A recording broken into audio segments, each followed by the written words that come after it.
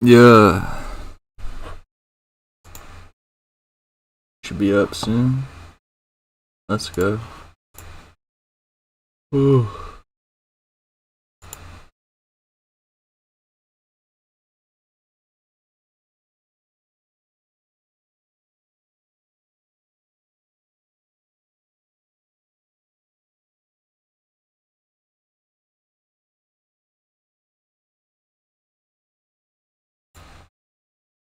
I do want to see this a little bit.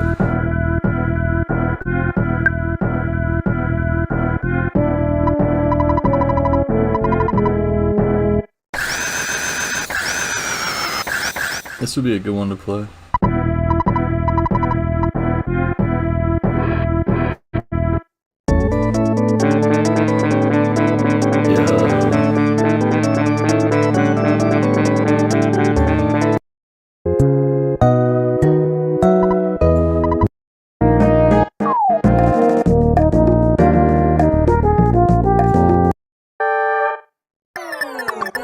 It's fire.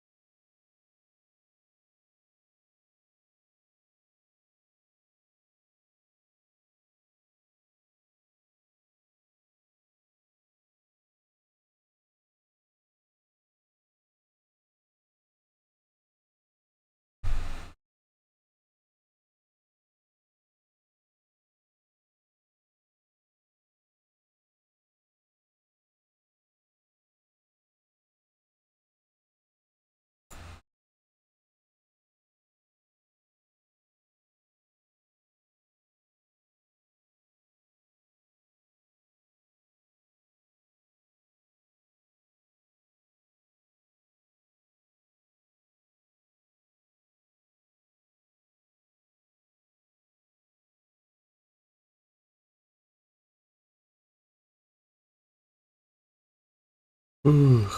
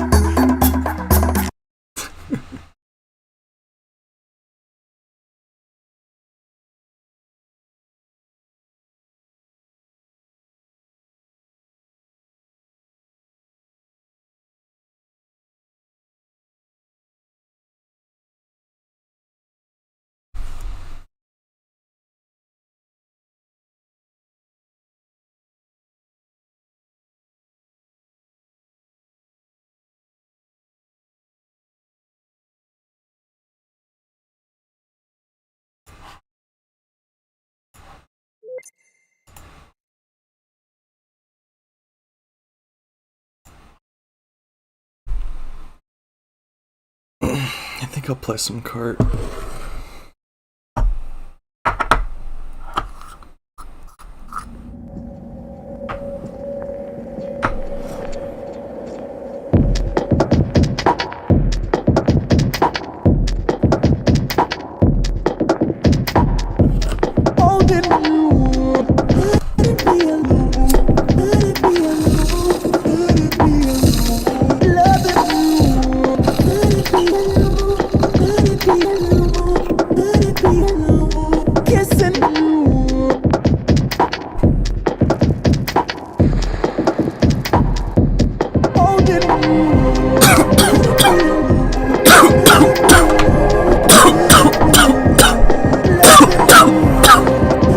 I don't have my controller.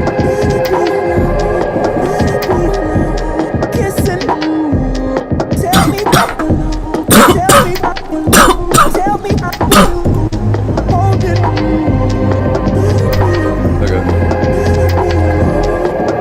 I'm gonna grab my controller. Be back.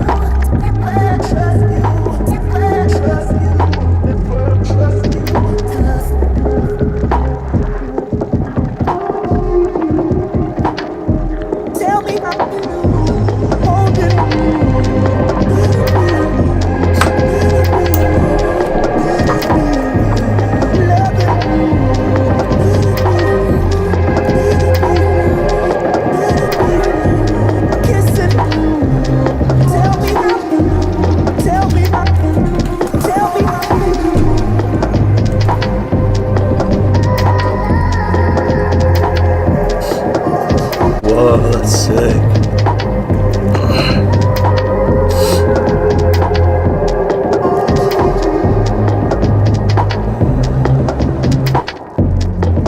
I'm pretty sure this is in Retro Rewind.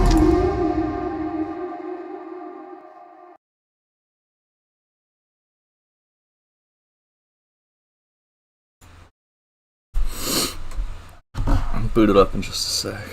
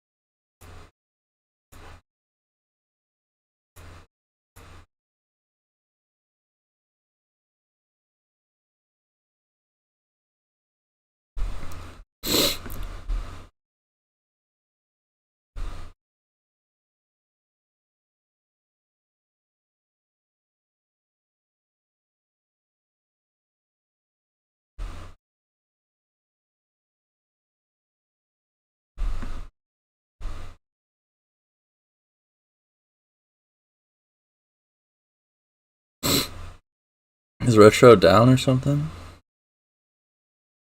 Oh, there's an update.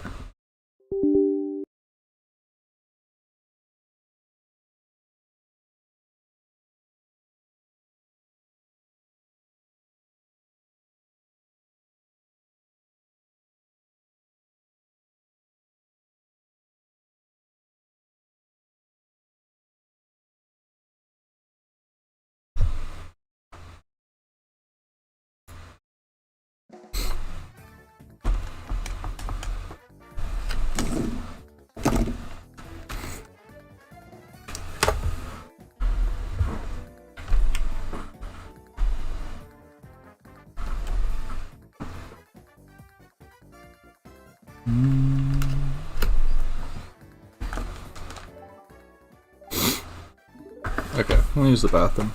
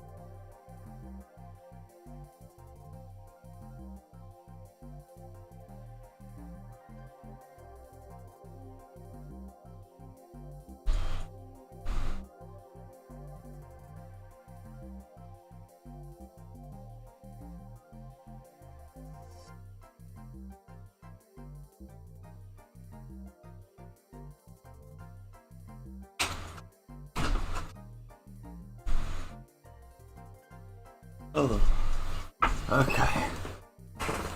Let me see what the stream sounds like.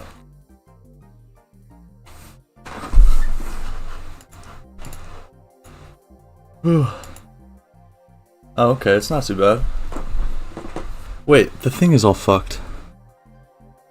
That's what happened to me last time too.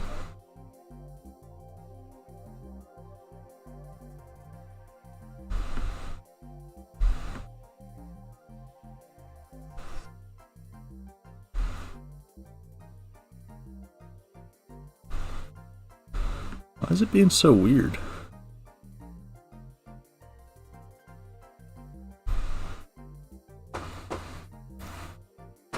Well, shit, I think that works. My mic is loud as fuck.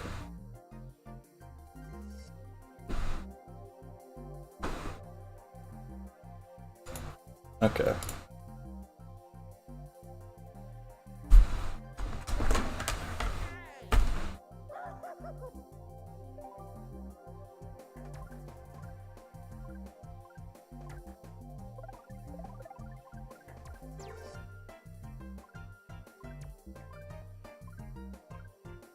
Let's go.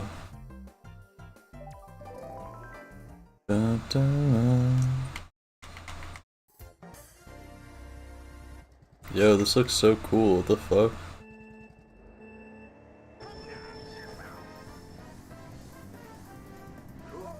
Oh, my fingers are slow because I'm so hungover.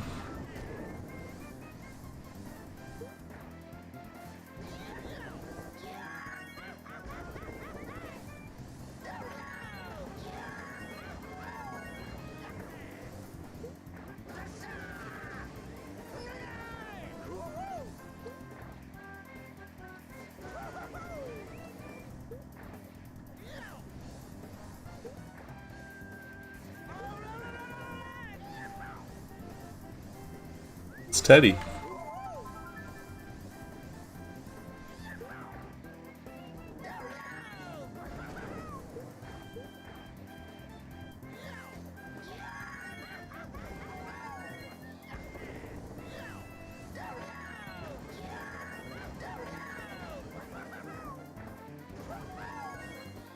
What?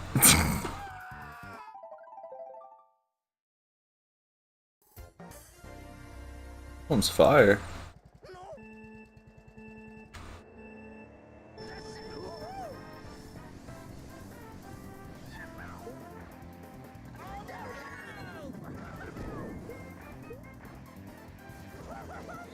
Oh.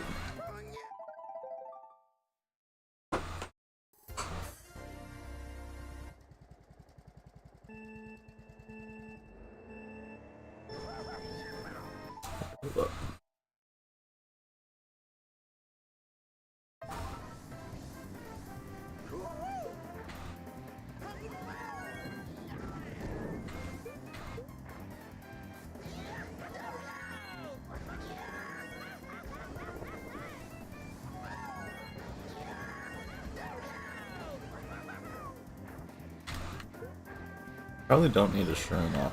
Okay.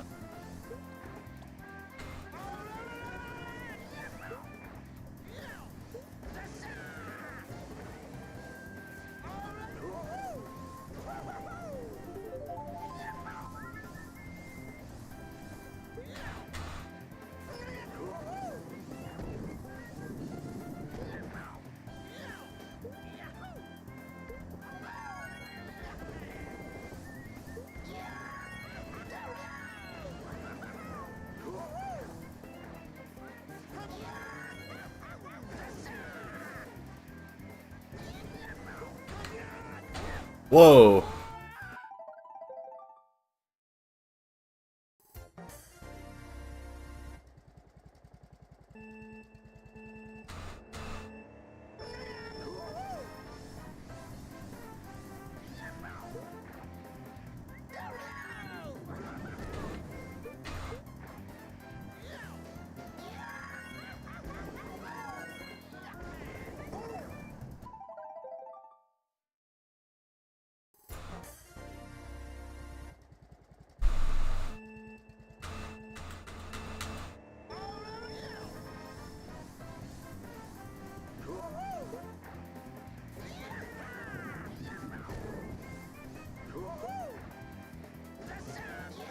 Bro.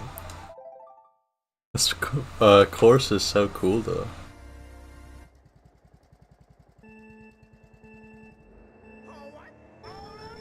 I'm not expecting to play good because I'm super hungover.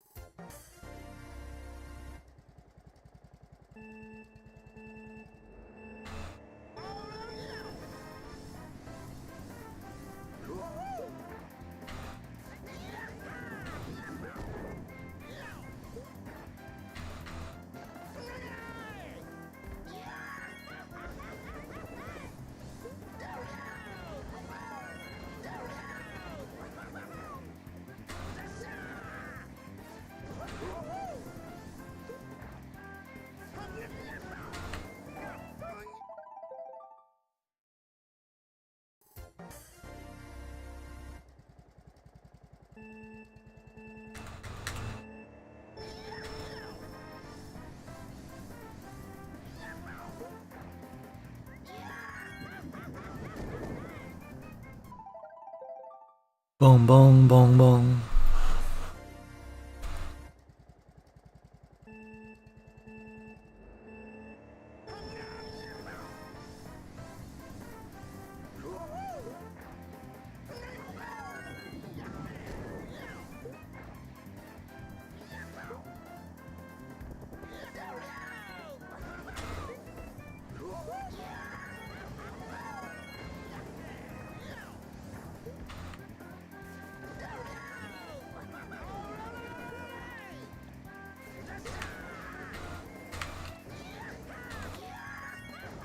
Okay.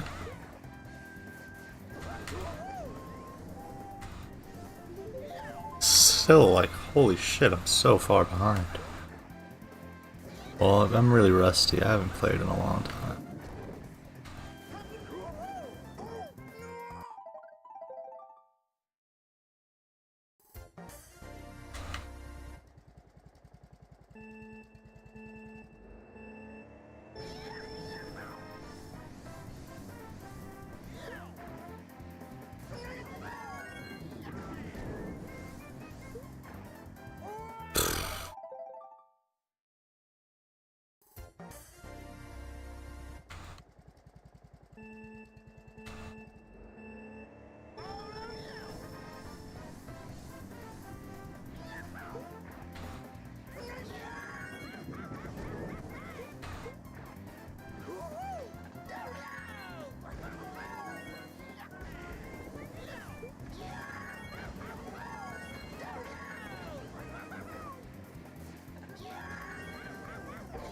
Yup.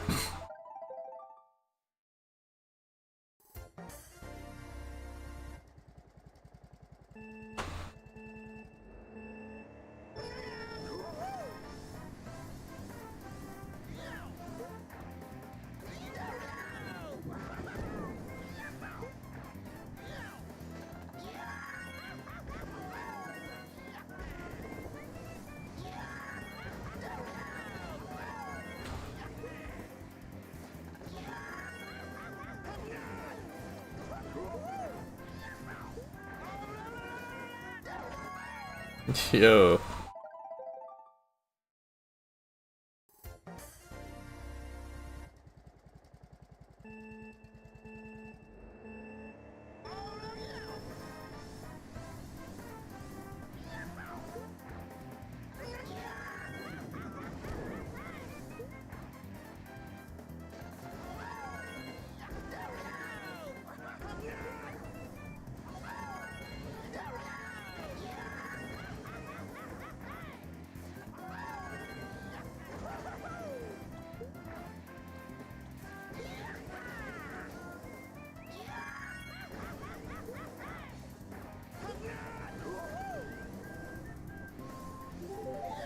Okay, that was better.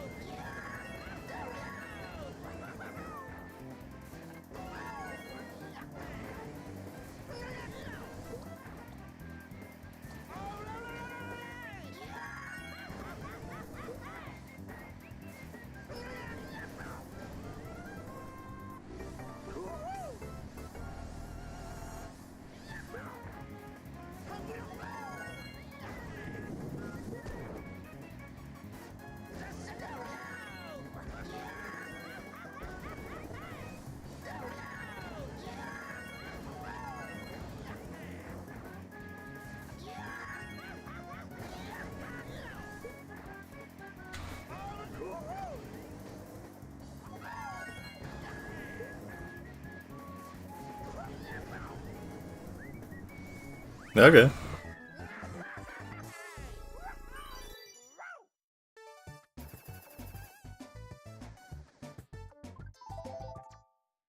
That track was really fun.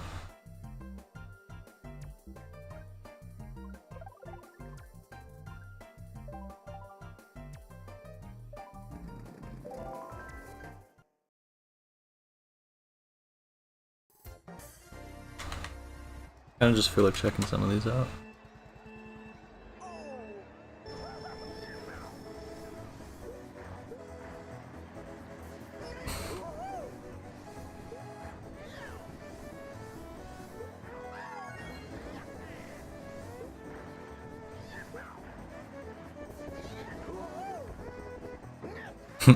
Damn, I got bean cornered. Nah, that's not even a bean corner.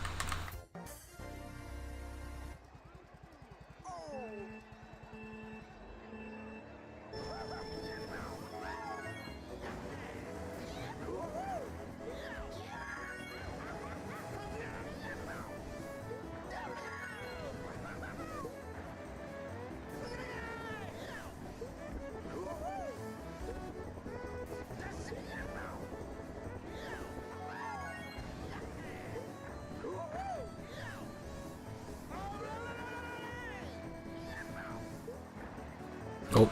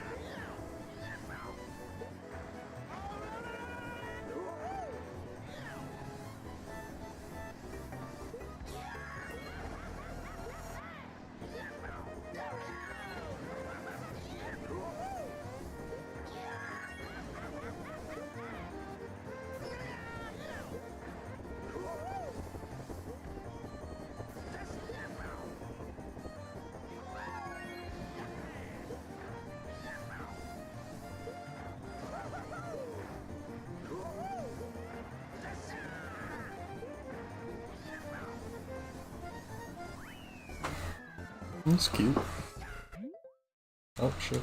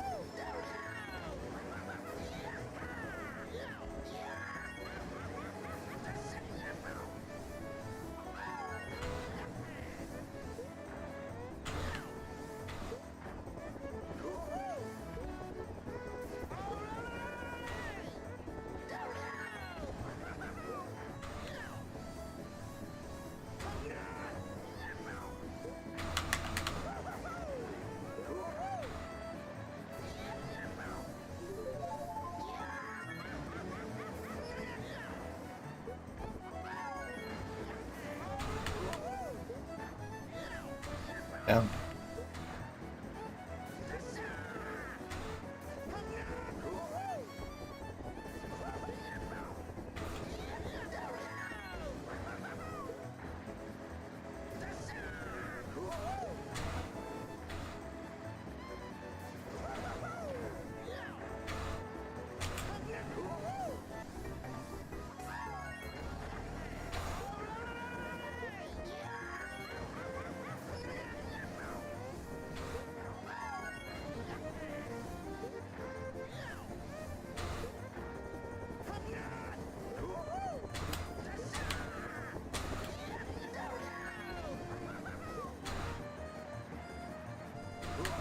Damn.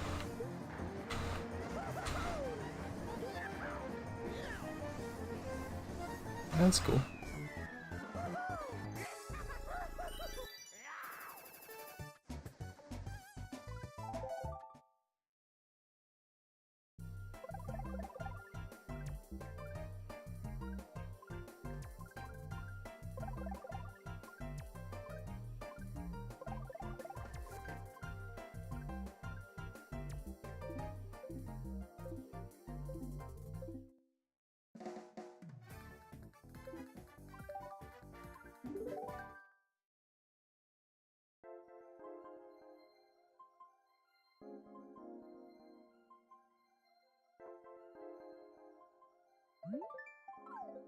Nobody's online? What the fuck? Is it offline or no? It's got it.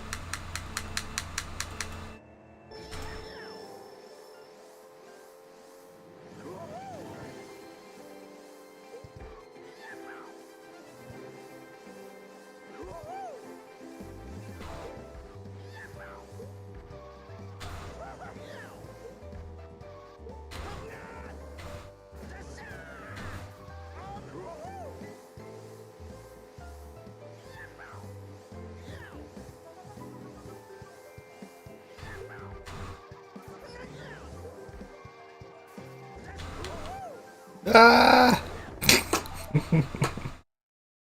Damn.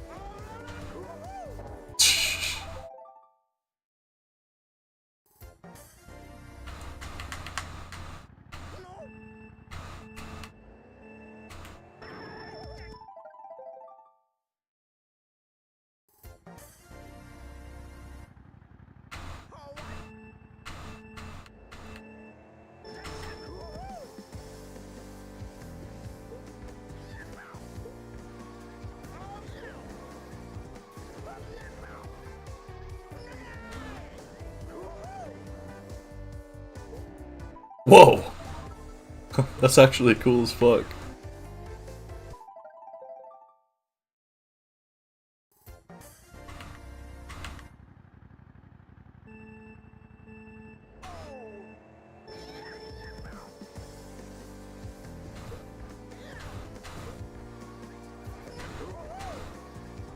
Oh.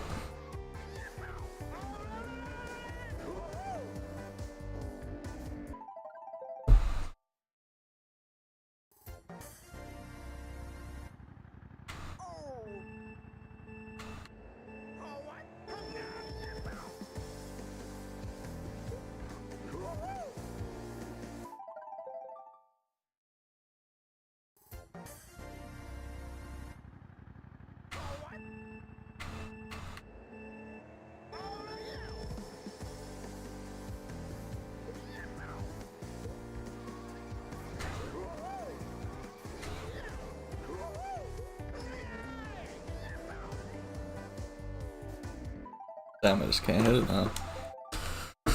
That's okay.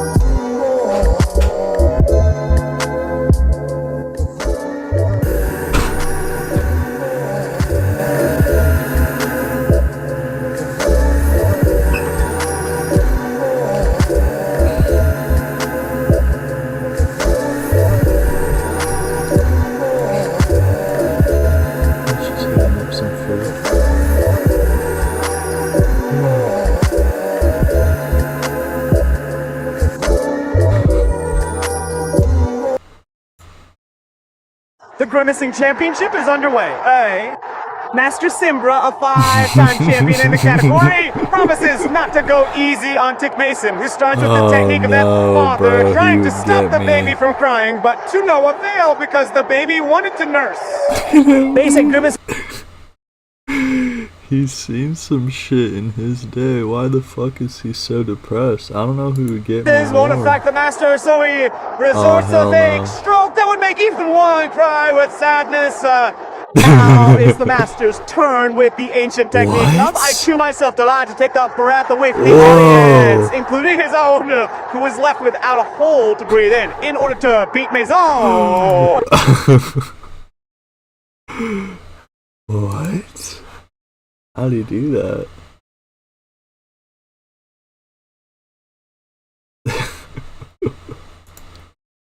In early 2014, there were some rumors circulating about a surfaced Earthbound 64 prototype. These originated from a YouTube comment, red flag. made by a user called Skater24481, where he commented on a remix video that he remembered playing the game's demo, saying it was great. Obviously, many were skeptical, but after closer inspection of his YouTube channel, it was found the guy is actually a hardcore video game and console collector, with some pretty informative videos on different prototypes, betas, and other gaming rarities. In a comment thread, Skater revealed the copy he had was an E3 demo, most likely from 1998. He described the demo as beginning with the demo movie from the Space World 99 version, letting you wander around a town, likely Tazmily Village, then fight a few enemies and ending with a sub-boss, dubbing it boring. This one I suppose is somewhat still up in the air, but Skater's switching attitudes about the demo within 1 month sways me in the direction that it was a hoax he thought he could spin due to his... Yeah, he probably was just faking it, because he thought he was like some game collector dude. I wanted to make a chocolate nest, so I killed him by drowning him in liquid.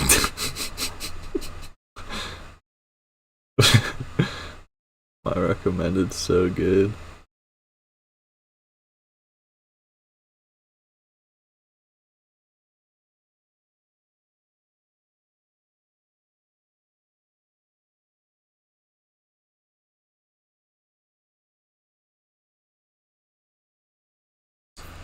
Trying to find like some kind of like fucking video essay or something to put on.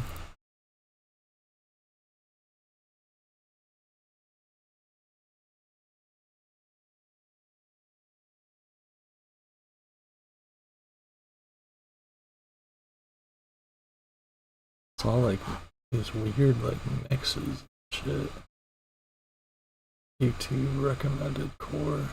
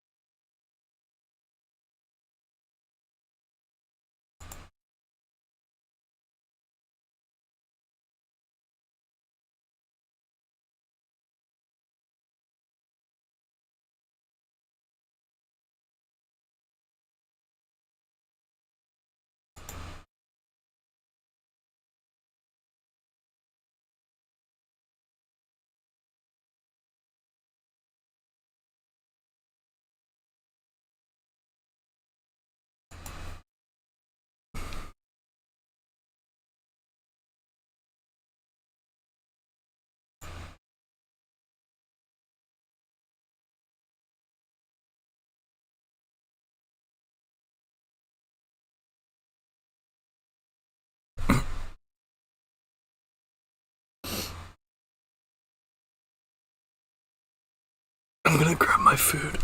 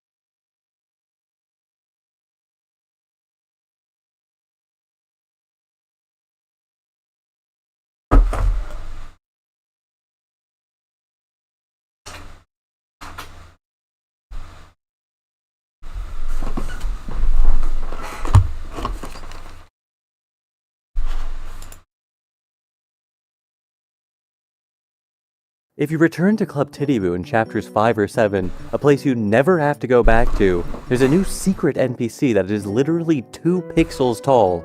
This tiny speck on the floor. I'm not a stain, I'm a pick. Oh shit. This is something only the Mother series would do. There is a lot of text in Mother 3, and we still haven't even found it all yet, 20 years since the game was released. While I'm very familiar with the minutiae of Earthbound, there's quite a bit of it that still escapes me with Mother 3, so I did a playthrough recently and really sunk my teeth into every moment that I could, and looked through the game's script several times for all of the obscure dialogue I could find. Also a big thanks to Jonathan for helping me out with searching for some of this stuff. Cybershell suggested I make this video a while back, so in true Cybershell fashion, I put it off for a couple of years. That said, it only feels fitting to look at all this with a fellow Motherhead. Hello, it's me, Cybershell. I'm better known as a Sonic freak, but I am also a Mother freak. I made a video about rare and obscure dialogue in Earthbound, but I was too— This jukebox has dialogue for if you say no to using it, but it also has special dialogue if you attempt to use it with 0 DP on hand. Get your butt out of my sight, you broke bum. The jukebox spat bitter words at you inside your mind. I find this interesting as it's just not likely a player would have no money at all on them. Even if they stocked up on items, it's more likely they'd have some random single-digit amount. There's quite a bit for situations like this. Like in Chapter 7, once you're set free, chasing the needles, you get these memento items, right? Well, if you don't have the space for them, you get these sorry dialogues, which I'm sure plenty of you have seen before. But what interests me is there's also one for Mixolydia's goodbye. I find this so interesting as that means the player would have had to beat the barrier trio without Lucas using a single item, probably making this some of the most rarely seen dialogue in the game. Ionia has one too. You just need to do the same thing, or before entering the temple, move a bunch of items over to Lucas's inventory. This one's notable though, as this happening actually completely bars you from getting Ionia's memento, making it the only completely missable one, as the others will spawn at their shells after they vanished. My favorite of these full storage situations though is when Kumatora rejoins the party in Chapter 7.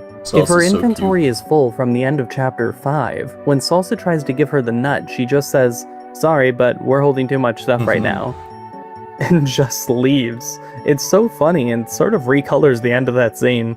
There are a couple instances of missable text for items, just because of how brief the time you have them is, like the hand file in Chapter 1. It has a full sprite made for it, and even says it looks like it'll break with one more use, which it does. Once this happens though, it disappears from your key items, never to be seen again. Similarly is the pencil eraser towards the end of Chapter 8.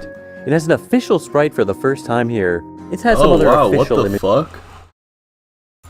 images in the past, but I'd consider this— Whoa.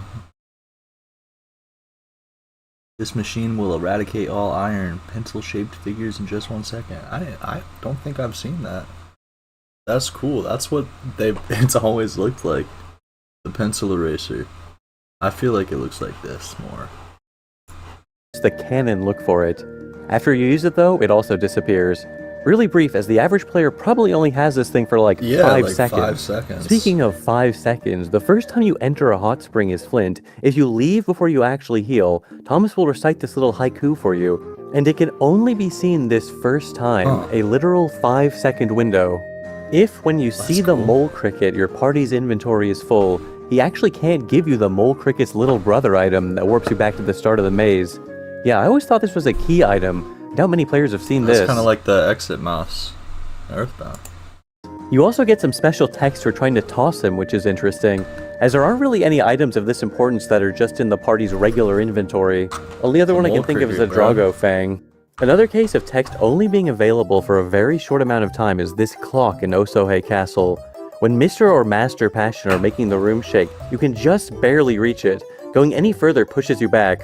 When shaking, it says, "An old clock that runs too fast," and after the fight it goes back to the "This grandfather clock no longer works" text that all the other ones have. Some items have pretty unique properties though, like the fresh milk you can get from this cow. If it sits for 2 minutes, it goes rotten. Oh yeah, but if you wait an additional 5 minutes past that, it becomes yogurt, which is a great healing item. And since it's free, if you have the patience, this is a way to farm some DP.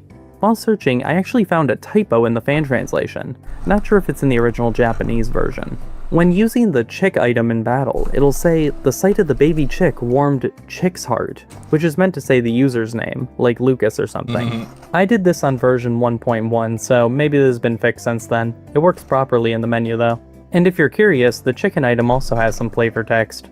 Funny how both instances of a cash farm in this game are ran by farm animals. Speed. There are also a couple other instances of food-related text you might not have noticed, like these Pewtrapples and Oso Castle's party room, as you can't check anything else on this table. Likewise in Chapter 8 with Porky's flan cake, which triggers this NPC to stop you. The Friends Yo-Yo has some pretty infamous flavor text, as using it in a battle will make the enemies stop everything and applaud you.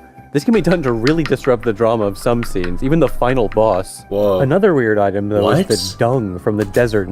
What the fuck? The masked man applauded for Lucas? Dude, that's fucking weird. Oh, that's freaky. That's a creepy little fucking tidbit there. Though is the dung from the desert in Chapter 3. It's used to exchange for XP for salsa, but you can also just use it, which the game says makes your hands sticky. If you keep it past this point though, and finish the chapter, it does carry over to Salsa's inventory when he joins you briefly in Chapter 7, at which point you can hand it off to someone else if you want. So in theory, you can carry it all the way to the final boss as well for another awful way to ruin the moment. A really cool thing you can do with Salsa though is in Chapter 7 in the Chimera Lab, there are all these things the game says are too high for you to reach, but if you check them when Salsa rejoins the party, he'll climb up top and grab them for you. Whoa! There's some nice items too, like bug and defense I've sprays. never fucking I also seen never that. realized you could check these crates on the 3rd floor for items. Totally thought these were just aesthetic things. Boney has some neat dynamic text in battles. When he sniffs an enemy, they fall into several groups of what they smell like. But there are a select few that can also smell like nothing, or smell so bad Boney can't even identify them. One I couldn't get to come up though was a category in the script dump that says, smells something else-ish. What the fuck? I'm like 99% sure it's just unused, as I tried pretty thoroughly at having him smell everything it seemed like it could be, but if you figure it out, let me know. Another battle property Boney specifically has though is on very rare occasions. When you have him use a food item on another party member, occasionally he'll just eat it himself. Oh, I've had Yeah, that that's happen to me helpful. before. I'm not even sure if there's a trigger for it, it just seems to happen very rarely. Another small thing in battles that isn't all that rare is this interaction you can occasionally see with the Hang Ten Yeti and the Chili Dog, where he'll pick it up sometimes and swing him around. Not Oh. sure how many enemy interactions there are like this. I don't All think that I've comes to seen mind for me are the lizards that can eat the dung beetles. Not exactly dialogue, but a cute detail I don't see anyone point out is this pattern on the floor of the cave on Mount Oriander is shaped like Japan. In Chapter 2, using the walk-through walls cheat, there's this beautiful sunset background for Alex's cabin, but also this text Fuck yeah. This shit used to be my my wallpaper back in the day. Like in middle school, this was my desktop background. Maybe I should bring it back. telling you no one seems to be home, and is the only way this text can be what seen. the fuck? Oh, that's sad. I wonder what they were gonna use it for. I wish they would have kept that area in. It's probably my favorite piece of unused artwork from the game. At all. And later in the chapter, after Kumatora joins the party, the game actually locks you inside of Osohe, and Kumatora will stop you if you Geezer. try to leave. Just pretty out of the way to go all the way back to the entrance at this point, and does end up resulting in some additional unused dialogue of the villagers meeting Kumatora. Here's a fun one. Checking this hole at just the right angle gives you the dialogue, whole lot of holes, expected completion date, spring 2006. A whole lot of holes.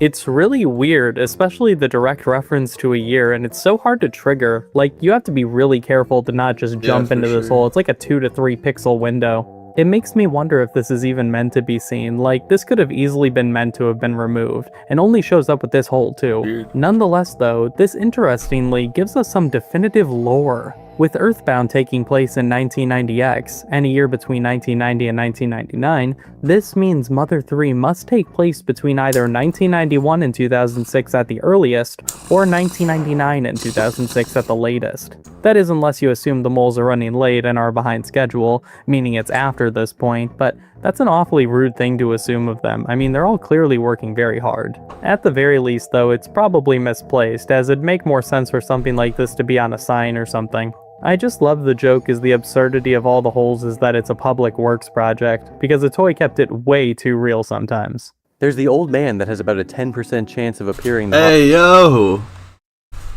He's freaky deaky. hot springs, but much rarer is the young woman who says, mixed gender bathing? What the fuck? She's I've much never, less common I've than the never former, seen but that if you get her to before. show- What the hell? Holy shit. 0.5? show up during the mushroom sequence, she appears as Ionia, and the old man is Facade. One of the most famous pieces of obscure dialogue is in the final area, where if you talk to Flint repeatedly after his hat flies I've away, done that. eventually he'll comment on how he's bald as a bean, and in the Japanese version he actually calls himself a skinhead, Norwood Reaper over here. which Tomato opted to change a bit. There's actually another character who's named Skinhead in the game, Yo. and this is because in Japan it's more so just slang for a bald person. Tomato chose to leave this instance of it in though, as he thought it fit the character. This Flint line, though, is some of Itoi's own personal favorite dialogue in the game. Itoi himself actually even appears in the game in a hidden little cameo. In chapters 4 and 5, you can hear him and someone else behind a door on the second floor of the Yado Inn, but the game doesn't specify who it is. In chapter 7, though, it just becomes a regular broom closet. It's inferred to be him and a programmer, though, That's so cool. especially with all the mentions of croquette rolls, which are Itoi's favorite food. Something you may not know if Yo, you that sounds yummy. Let's get a look at the croquette rolls. These look good. That's Mr. Toy's favorite meal. That shit looks yummy as fuck.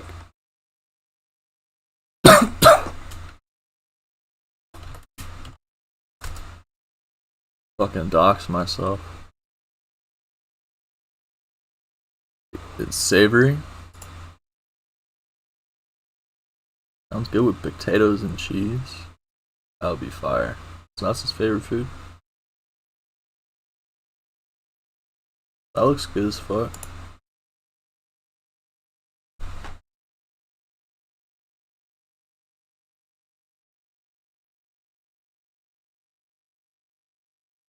Oh shit.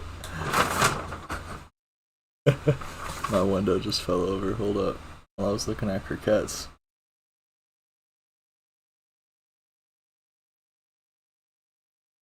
Okay.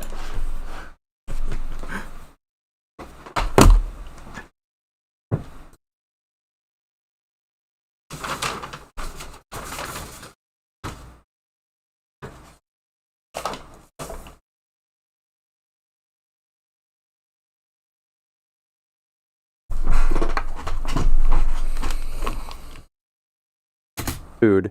Something you may not know if you've only played the fan translation is that they're also a favorite food option, but Tomato couldn't get it to fit in the character limit, so they were replaced with donuts. There's actually a lot of nuance to the food names in the original game, as you can just generally say more with fewer characters in Japanese. Some of it's lost in translation, like fluffy omelets are just omelets, and piping hot gratin is just gratin. Something else really interesting about the naming screens though is how Lucas's name affects the gameplay. The peculiar cheese is a healing item that some characters like and others dislike, which affects how much HP it restores. If you've only played the game with the default options, you've probably seen that Lucas loves it, but it actually depends on the amount of letters in his name. Oh, If seriously? his name is an odd number of letters, he'll love it, but if it has an even number of letters, he won't, and he's the only character that this affects. Some remote the text fuck? is just in spots you wouldn't even think you could check though. Like when you meet Lydia and the rabbits flee into this wall. You can check it and it explains there's a hole there. You just can't see it due to the camera placement. An interesting exception to this though is this tree in the forest. Every item the game recognizes, if you check it, will give you text or the no problem here prompt. The sprite work here is so beautiful, by the way. This one tree though gives you nothing at all, which suggests it was meant to have something but was removed and they forgot to adjust this. Weird. That's right, dialogue so rare and so obscure you can't even find it. While we're here, here's some flavor text for the psychopaths in the audience. If you trigger this cutscene to play where Fuel is being attacked by the flying mouse, but don't go and rescue him, and instead die to the flying mouse so that you respawn back at the hot spring you can have saved after this point, and try to run all the way back to the beginning of the forest, you'll get this situational Fuel is fervently crying for help text. Similarly, at a later point you can say no to Boney joining the party, and get this special scene where he joins you later. But more remote are some of the lines that just completely change from some of the villagers if you do this. In the Chimera lab, after you put on the disguises, this door gets blocked off by this pig mask, but there's actually some really remote text if you get to the side and check behind him. These shutters will... What the fuck? Why would they even think to program that in? That's like so specific. close in the case of an emergency, which Attention to sounds a bit detail. weird. Some really hidden text is on the back of this tree. Checking it, the game will say some words are carved into it, but it's insignificant. It doesn't matter who or when you check it, it never changes. Text that does change are the lines you see when checking the mirrors. This isn't hard to do for Flint, Duster, and Lucas, but Lester's seen as salsas. Aww. But even Kumatora and Boney get lines for checking them, though they're impossible to see during normal gameplay, so they go unused. Ionia also has a funny line you can only see if you try leaving Osohe's courtyard while the pig mask phone is ringing, which is separate from trying to leave before talking to her. I also had no idea you could talk to this starfish in the ocean. These pigs have some lines referring to the secret of Mother 3, and it's a very brief window for when you can actually— What's the secret? I've always wanted to know. Are they gonna spill the beans? hear it. You can only find out what it is if you check back in with this pig after getting the noble spittoon from Osohe, but before bringing it to Wes. Past this point, it's too late and you can never see it. And you have to talk to him multiple times, so it's pretty hidden. The pig talks about a restaurant he toy liked so much he snuck it somewhere into Mother 2, What? and did the same— Hold the fuck up, I've never seen this shit. During Mother 2's creation, a tonkatsu shop named Katsuman opened up in Kanda? Sorry. Oh. did the same for this game. And it was so great it managed to get into the game. This time being the Lon Lon shop in Kichi. But this time with Mother 3, the croquette rolls they sell at the Lon Lon shop in Kichijoji. Kichijoji that sells croquette rolls, Itoi's favorite food. This room in the Clayman factory is really weird. That's so cool. If after the cutscene you leave and come back, you can talk to this pig mask on the left. He gives you a secret herb and says it's strictly in a friend sense. But if you leave and talk to him again, the line comes up again, but it's Lucas who says it. A strange glitch I found while prodding was if you come back here in Chapter 7 when you're a high enough level to get the pig masks to run from you, checking any spot with flavor text actually disables their collision and they can run right out of bounds. I assume this has something to do with the cutscene that takes place here earlier, but it's really weird. I couldn't find anywhere else where this happens. In Earthbound, you could use items on NPCs and talk to all of them as different characters, opening a way for lots of alternative dialogue, but this just isn't really the case here. Situational dialogue isn't as common in Mother 3, but it is there if you look for it. Like with this receptionist in the Empire Porky building. Despite these pillars on either side of her, you can go behind the desk and talk to her from there, resulting in her saying, "For some reason, I like being talked to from behind like that." Almost every boss in the game has some alternative scene or dialogue if you lose and have to rematch them. Won't show it all here, but it's a nice detail, especially for the mole cricket, who in both instances you really have to go out of your way to die to. Speaking of Earthbound's situational dialogue though, there were actually at least 2 cut references to it from Mother 3. One is at the garbage dump where there was going to be a mouse who'd reference the Sixth Sense line from Foreside. More interesting though is one that would have been a direct reference to Ness and Jeff. Dr. Andonuts has unused dialogue saying, "Young lad, I'm reminded of my son's friend when I look at you." On that same topic, there's also an unused reference to Gygus that would have been somewhere around the Chimera lab as well. Some more situational stuff is with this pig mask who starts appearing in Chapter 4, fittingly in the same area as the Secret of Mother 3 pig. He sets up a little riddle in Chapter 4, and you can revisit him in Chapter 7 to hear the answer. Just a little joke, but some nice dimension given to this unnamed character. If you get the Leo sweater off of the highway by wearing him down, then talk to Venus with it equipped, she'll get really mad and straight up steal it from you, and you can never get it back. Some fun dialogue I think many probably haven't seen is returning to the Clayman mines at the start of Chapter 5, before Boney changes out of his dog-like dude outfit. Dog-like If dude. you try to work part-time like this, there's a funny little scene where the pig mask is all unsure about him. It's a great touch. And if you do the part-time job in this state, Boney actually won't run on the little treadmill like you will otherwise. There's also another alternate scene with this pig mask, but you can only see it by using cheats. If the player is returned here after Lucas changes into the commander's uniform, he'd comment on it, which is another great attention to detail. What the fuck? This can't be seen though, as the way back gets blocked off by these tanks, and going all the way to the exit under the cemetery is locked at this point. Also in the mines at this point is this great line from Ollie. You can also choose to shock yourself on this Clayman reanimator. Doubt many see this despite it being pretty out in the open since most players sort of rush through the part-time work part. Back in Chapter 3, trying to take a happy box into a hot spring will yield these great lines where the game pleads with you. You'll be punished horribly and severely if you get your happy box wet. Don't risk it, it's not worth it. At the start of Chapter 4, when trying to go on the railroad early, this Mr. T looking NPC will stop you, and increasingly get more annoyed the more you try to do it. He's pretty underrated, but lesser seen is him doing this to you at the end of the railroad. If after working in the mines you attempt to go back down the tracks, he'll stop you from the other side, and has several lines written here as well, even eventually revealing this is not actually the same Mr. T NPC from the other side, but his seemingly twin brother. Yeah, they really went all in on the twin theming, didn't they? Speaking of train safety though, if on your way to the club you just don't walk on the train tracks, the little scene of the train coming at you just won't happen and is done to save time in speedruns. There's also the real-time text. Every 2 hours in game you don't save, you'll hear the bell toll, suggesting you take a break, a la Dad calling in Earthbound. I actually do doubt many people have seen this text though, as every time you save with a save frog, it resets the timer for it. It's supposed to be Leader ringing the bell at the tower, but it can happen post-time skip too when he's missing in action for most of it, so I don't exactly know how that's supposed to fit into the story. There may be another case of text being based on real time though. There's this text in the script dump for the party losing their appetite in this room in the Chimera lab, and there is this text that says you feel like you'll lose it if you stay in there too long, but I could not figure out how to make it happen, so it may be unused. Some dialogue that is definitely unused though is this short interaction with Mapson where he'd mark the unknown valley on your map, the place with all the holes. It's notable for being some of the only surviving dialogue in the game's files from when Flint was originally going to be part of the main party. Oh shit. A lot of this conditional stuff is in Chapter 7 in fact. Makes sense with it being so open. Like you can go So they did have Flint on the main party through the whole game, like with PSI even through GBA development? That's crazy. I wonder why they cut him. Tane early with just Lucas and Boney, which is a death march. In this situation, Boney gets all of Kumatora's dialogue, funny enough, but if you come here with Duster as well, he gets it instead. This also happens for the intro to the Barrier Trio battle, and the scene surrounding the Steel Mecharilla fight as well. This causes another alteration to the sequence though. If Duster isn't with you, where you normally run into the apparition of Wes, he's instead replaced by Alec. A situation I'm surprised isn't accounted for though, is if you get washed away by Master Eddie without any items, all that text stays the same both then and when you're supposed to get them back from Ocho. As you'd probably expect, this section has a bunch of unused text, much of it having to do with obtaining items, my favorite being, inside there was a bread roll, but it bread rolled away.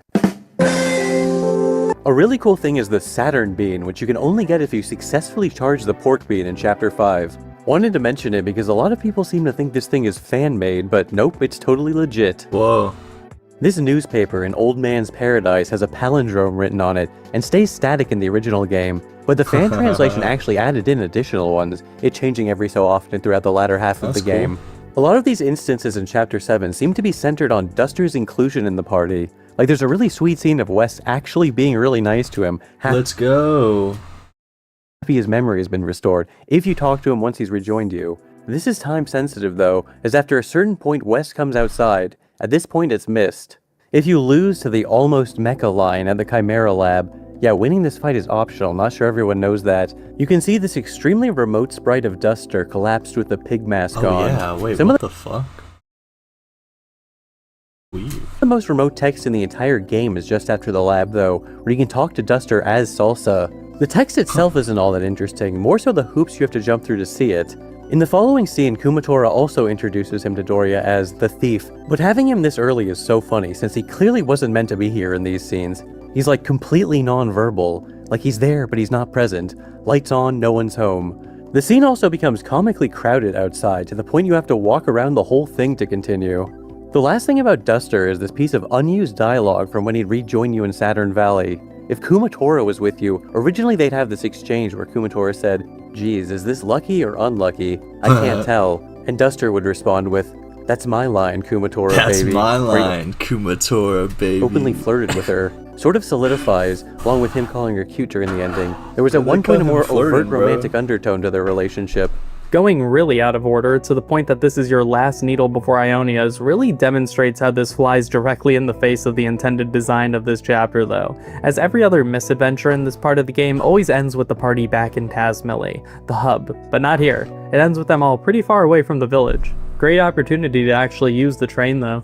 If you make it so Phrygia's needle is the last before Ionia's though, you get this interesting case where you get 3 items all in the course of one scene. On the topic of Ionia though, the fan translation made a very slight alteration to the scene with the incognito Mr. Saturn outside of Ionia's shell. In the Japanese version, the bullet point before Mr. Saturn's dialogue here is green, and is the only instance of this ever happening. Whoa, what the fuck? Strange. Another cool thing regarding Mr. Saturn is in the area with the ropeway, if you disable the right graphical layer, you can actually see there's a hidden Mr. Saturn behind it on the cliff. He doesn't seem to have any dialogue, but he's here. Reminds me how the development team for Brawl snuck a Mr. Saturn onto that one Metroid texture. While more limited in scope than Mother 2's, Mother 3 was certainly crafted with just as much. That's cool. Wait, what?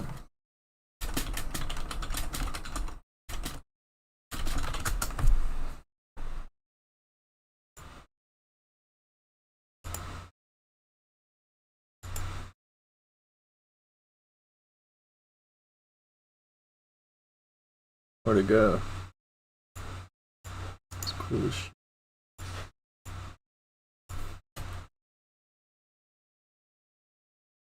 It's like low res as fuck, but yeah. It's really dope.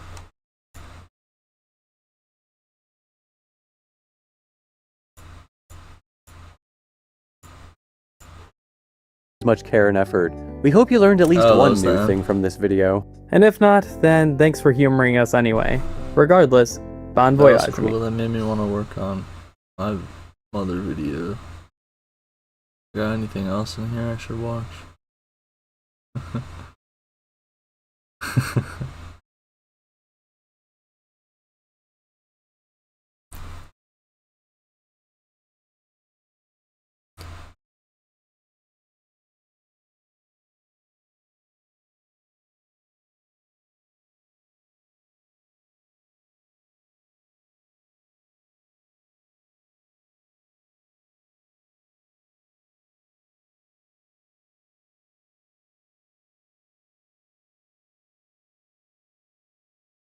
The Silent Hill series, like any long-running video game franchise, has seen its fair share of cancelled and scrapped releases, with some of these cancelled games being incredibly iconic, despite not ever being fully released. Looking into all of the cancelled games from this series is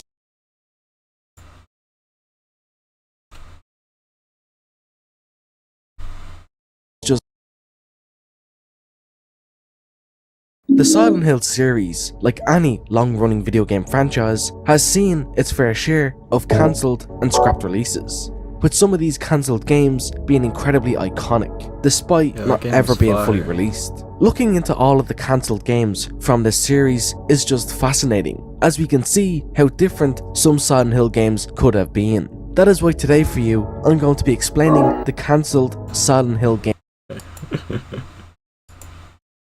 720. Games iceberg. Okay. The iceberg holds 5 layers of cancelled Silent Hill games, and as we go deeper and deeper, the games become progressively more obscure and unknown. So allow me to be your guide for today, as we explore this obscure and forgotten part of the franchise's history. To kick things off, we will start at the top layer, the Sky, which holds one of the most infamous cancelled video games of all time. PT Silent Hills.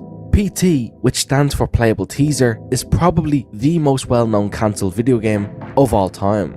This title took the internet and the games industry by storm, and the way it was cancelled only added to its infamy. This was set to be the next big Silent Hill release, after Silent Hill Downpour in 2000. I know they cancelled it and it was disappointing, but I feel like, you know, they got the game out there, everybody already played it, like, it was already like a moment. They didn't need anything else. I feel like it was good as it is, like, you know what I mean?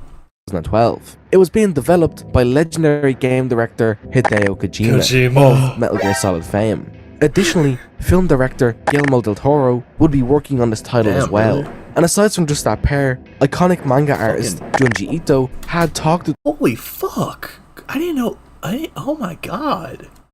the pair about being involved with the title, although he never put pen to paper for PT. PT was a playable teaser that was available to download for users on the PlayStation 4 store. It was released on August 12th, 2014 under a Fake Game Studios name. Cool. And this took over the internet and left a huge, long-lasting impact on the horror genre. It follows a simple gameplay setup. Players walk through a hallway continually in a loop, in what looks to be a very average-looking home. Players experience the demo's horror gradually as they continue to walk in this loop.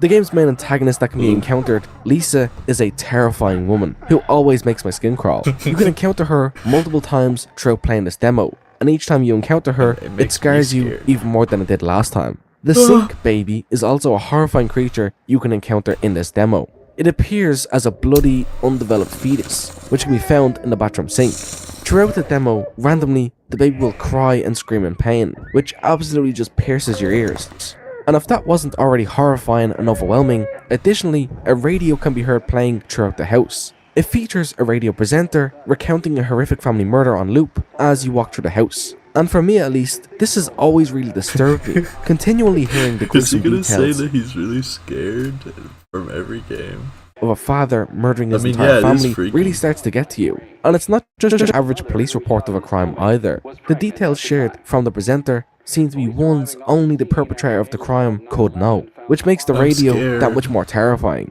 The radio is seen as the backing soundtrack to exploring this demo, only occasionally cutting out or being interrupted by the sink baby's agonizing screams. And that, in a nutshell, is the gameplay loop of PT, and this simple idea is incredibly effective. Players can begin to feel very familiar with the house and its layout, so when something moves or changes, it's even more obvious. Along with that, this game delivers such a paranoid feeling to players, which I find is amplified by the game being set in a very normal looking home, a location that we are all familiar with. Its photorealistic graphics for the time also add to this. This demo's approach to scaring the player, I at least, have found to be one of the scariest video games I have ever seen. Critically, at the time, PT was showered in praise, and it seemed to be the next big thing from Hideo Kojima after Metal Gear Solid, along with being the next big step in the Silent Hill franchise. Upon beating the demo, it's revealed that this game's actual title is Silent Hills, with the main protagonist set to be played by actor Norman Reedus of Walking Dead fame. The PT demo itself isn't related to what the actual release of Silent Hills would be like. This is directly stated in the ending of the demo. Think of PT itself as a proof of concept. However, like I said earlier, this is a cancelled Silent Hill game's iceberg, and thus, in 2015, Silent Hills was cancelled and Konami pulled PT from the PlayStation Store. This was a result of Konami firing Hideo Kojima over concerns of him overusing budget for the Metal Gear series. Kojima? They did you like that? Along with Konami themselves shifting their focus away from the AAA games market in pursuit of the mobile game space. So with a messy ending with one of gaming's most influential minds, Silent Hills would never see the light of day. With PT becoming such an icon in the games industry, it was a shock that overnight it became lost media in a way, with some PlayStation 4 consoles that had PT installed on them being listed on eBay for over $1,000, which demonstrates how revered PT was. Currently, PT is only playable if you had previously downloaded it off the PlayStation Store. There has been a fair few fan remakes developed and published online. Wait, what? And there is definitely some You good actually can't play it anymore? ones out there. However, nothing will be quite like the original. Little is known of what Silent Hills would have been like, and had Kojima and Konami not split up in 2015, I'm sure that the Silent Hill franchise would have been very different than it is now. And it's such a shame that this game never got to see the light of day, especially considering just how influential the PT demo was. As for the horror scene, this demo inspired countless indie horror games going forward. However, as it is, PT will always be remembered as an incredible demo that was ripped away from us far too soon. How it could have changed the Silent Hill series had Silent Hills been released will be a mystery that the fanbase will continue to ponder. That's crazy.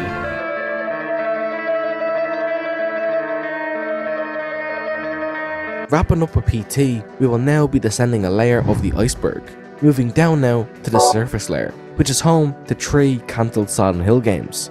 This layer features some very interesting games, from Team Silent's planned 5th game to 2 scrapped versions of actually released Silent Hill games. The surface layer has some entries that big fans may have heard about, but as we go deeper and deeper, that may change. Silent Hill Original Sin. Silent Hill Original Sin was the working title for Silent Hill Origins. This would be the first Silent Hill game not developed by Team Silent, and with that came enormous amounts of pressure for the developers. Initially, Silent Hill Original Sin was being handled by Climax's LA studio.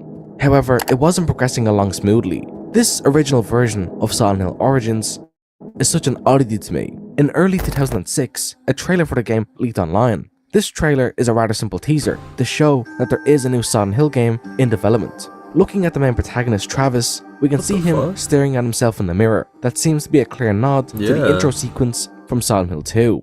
There was additionally some early gameplay demos of this game. We can see that in its camera style, it seems to be inspired by Resident Evil 4. Those RE4 inspirations can be seen even more in the game's firearms, as they all have laser sights on them.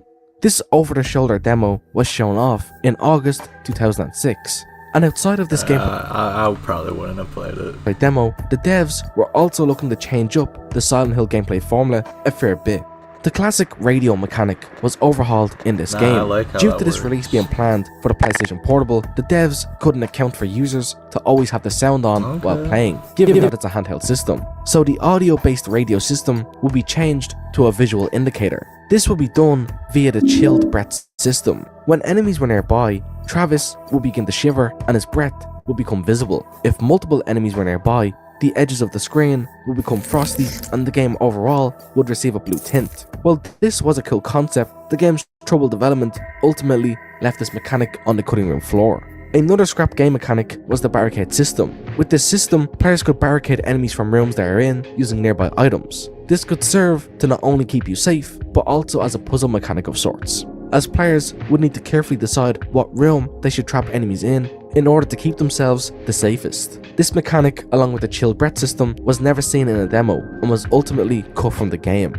Behind the scenes, things were not progressing well at all. Initially, Silent Hill Original Sin was slated for a late 2006 release date. However, given its state in August 2006, that was highly unlikely.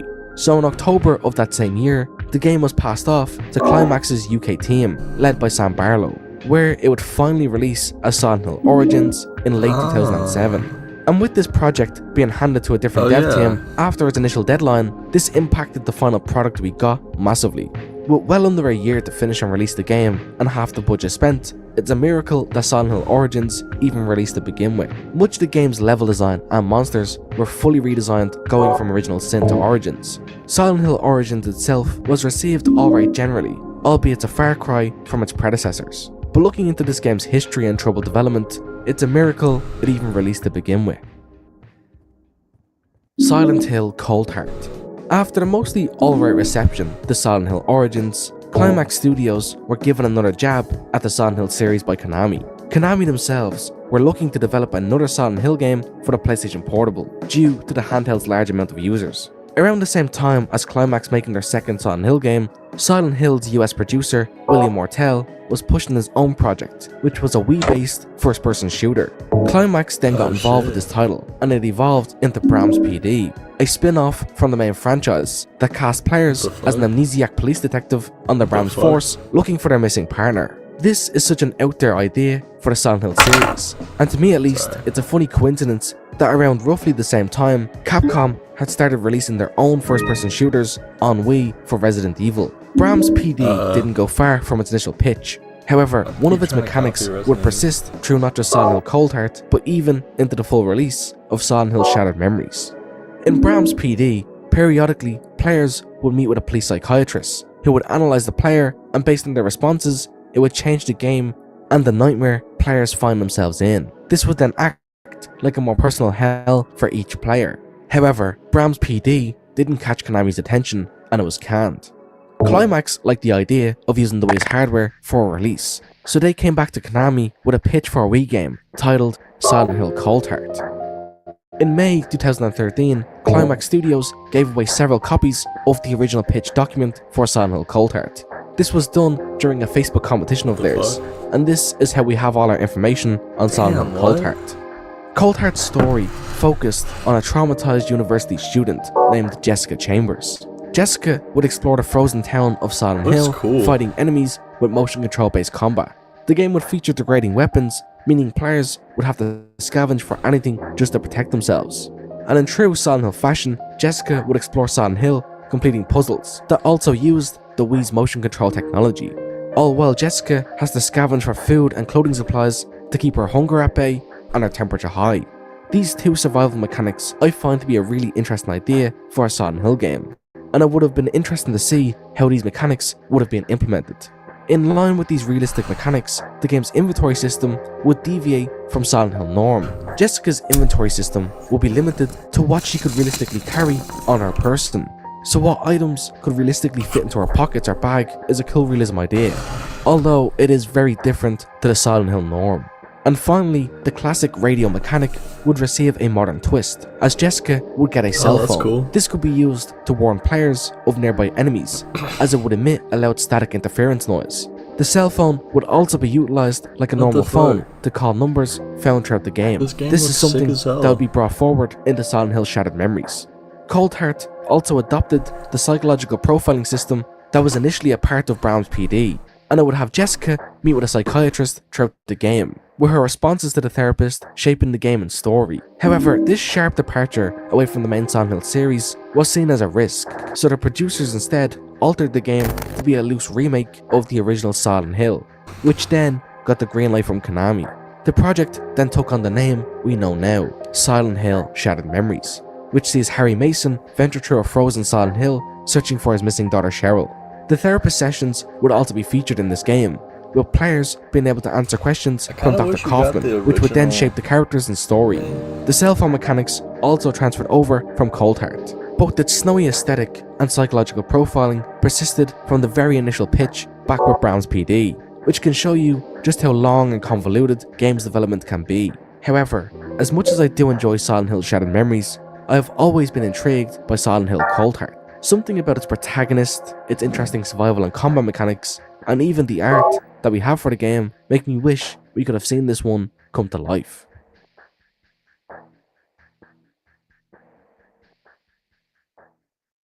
Silent Hill 5. After the release of Silent Hill 4 The Room, Team Silent would begin to work on the next and fifth installment in the Silent Hill franchise. While no gameplay or art has ever been released or was possibly even created, there is many interviews with developers from Team Silent that point to Silent Hill 5 being an interesting shift for the franchise. In August of 2004, Eurogamer would interview both Masashi Tsubayama, the director for Silent Hill 2, and Akira Yamaoka, series composer. This interview would delve into Silent Hill 4 The Room, the at the time upcoming Silent Hill movie, the Silent Hill series as a whole, and at the very end of the interview, there were some slight mentions of Team Silent's Silent Hill 5. At the time, some gaming sites were spreading rumours about a Silent Hill 5 already being in active development, with it having the subtitle of Shadows. This interview puts that rumour to bed, as Tsubayama says that they are not creating Shadows, although they are in fact working on the next Silent Hill game. He also says that this next Silent Hill game would be released solely on next generation hardware, which at the time neither the Xbox 360 or PlayStation 3 had been released. I find it funny how in this interview, Tsubayama refers to the Xbox 360 as the Xbox 2, since it hadn't been announced yet. Fuck? So, utilizing next generation hardware, Team Silent had plans for how big this game could be, with less limitations compared to the PS2 era. The following year, Game World would interview Akira Yamaoka and Akihiro Imamura, the producer for Silent, for how big this game could be, with less limitations compared to the PS2 era. The following year, Game World would interview Akira Yamaoka. Yeah, look at him go. This motherfucker's the goat right here. Look at him jamming the fuck out. A little bit behind. Oh yeah. It's like, yeah, I'm the fucking composer for Silent Hill. And Akihiro Imamura, the producer for Silent Hill 2. This interview talks generally about the Silent Hill franchise, but then turns towards the supposed next entry in the series. When asked about Silent Hill 5, Yamaoka jokes about it even being called that. Yamaoka himself remained very tight-lipped about any details for the game, aside from it being released on next-generation hardware. However, Imamura did give us some details. He jokes that this may get him in trouble, but he says that the team were playing around with this idea of light and daylight ever since the start of pre-production on Silent Hill 2. Team Silent wanted to start the Silent Hill game in a normal environment, for example, the middle of the day as people are going about their normal lives. He even points to Jacob's Ladder and the Texas Chainsaw series as proof of daytime horror working. So seemingly, players would find themselves in a bustling normal version of Silent Hill during the day, that then gradually changes around the player and turns into the nightmarish town we know. The Otherworld was also brought up in this interview, and Imamura stated that for Silent Hill 5, they intend to have a very impressive version of it, which will be done due to the power of next generation hardware. Again, a year later, we would hear more info about this title, with Akira Yamaoka speaking with Famitsu. Again, the idea of Fear and Daylight was brought up, along with the game being stated to play like Silent Hill 2, as the team were taking a more psychological approach to its story. Yamaoka also said that he had begun working on music for the game, although the only exact details he gives us is that fans will be pleased along with him being far from finished. He is then asked to expand on the concept of scary daytime, to which Yamaoka says that it's hard to explain, but he points to Resident Evil 5's first trailer as an example. In that original trailer, Chris Redfield is seen walking through dimly lit alleyways, only to be met with this bright sun bursting through the sky. Despite it being in the middle of the day, this trailer still conveys a sense of horror and dread, and Yamaoka plans to capture this feeling with Silent Hill 5. Okay. And finally, with this interview, Yamaoka stated that Silent Hill 5 was in production, although it's not ready to be shown to the public just yet. Then, in 2007, Yamaoka would give GamePro an interview, which again touches on Silent Hill 5. But with it being 3 years since the title was originally mentioned, and with no new info or visuals to share, it's clear Silent Hill 5 didn't get off the ground What the much. fuck happened? Yamaoka in this interview states that he can't give away any details on its story or the development progress, but he reiterates that it will be like Silent Hill 2 in how its story is delivered. With Silent Hill Origins releasing in that same year, it's clear that Konami had different plans for the franchise compared to Team Silent, and with Konami Japan losing faith in Team Silent, they would disband in that same year. And the then Silent Hill 5 would be taken and handed off to an American game studio called The Collective, which Silent Hill 5 would then be showcased in summer of 2007. This teaser didn't show much, aside from a Silent Hill-esque logo and a monologue of a soldier referring to being away from home. The voice actor using this teaser seemed to be a placeholder, as he wasn't seen in the game itself. Silent Hill 5 would transform into Silent Hill Homecoming. The original devs, The Collective, merged with Shiny Entertainment and formed Double Helix, with Silent Hill Homecoming releasing the following year in 2008. The only Team Silent developer to have any involvement in this project was Akira Yamaoka, who worked on the game's soundtrack. Silent Hill Homecoming didn't really seem to have many of the ideas from the original Silent Hill 5 concept. There isn't really any daytime horror scene in the game, nor is there a large populated Silent Hill, although it does follow a similar style and presentation like Silent Hill 2 did, which was a part of that original concept. I personally would have loved to have seen Team Silent get to make the 5th Silent Hill game. I believe that they're an incredible dev team, and their interesting ideas mixed with the new hardware could have led to a really special Silent Hill game. What happened? With Silent Hill 5, that'll be all for this layer within the iceberg. Descending a layer now, we find ourselves in the shallows. This deeper part of the iceberg has some pretty unknown Broken titles Covenant? that feature... Wait, is that... What's here? God. Limited gameplay footage. From a forgotten demo for a Silent Hill game on the Nintendo DS to a completely forgotten experimental Silent Hill game. Experimental LTG. Let's see what this layer Experimental Silent Dale has for us. Silent Ferris. Silent Hill DS. In 2006, roughly around the same time as when Silent Hill Origins was shifting in its developers, WayForward Technologies pitched yet another Silent Hill handheld game to Konami. I played games by However, this WayForward. time it would be for the Nintendo DS. Yeah. WayForward built a rough one-room demo that uses the James Oh, that looks really good. I'd play the fuck out of that. Sunderland character model and other assets from Silent Hill 2. The pitch didn't get Konami's attention. However, in 2014, this footage will come to light. As WayForward, we're doing a Kickstarter marathon for another game of theirs. The footage itself is very interesting. The character models don't look half bad for a DS game in 2006.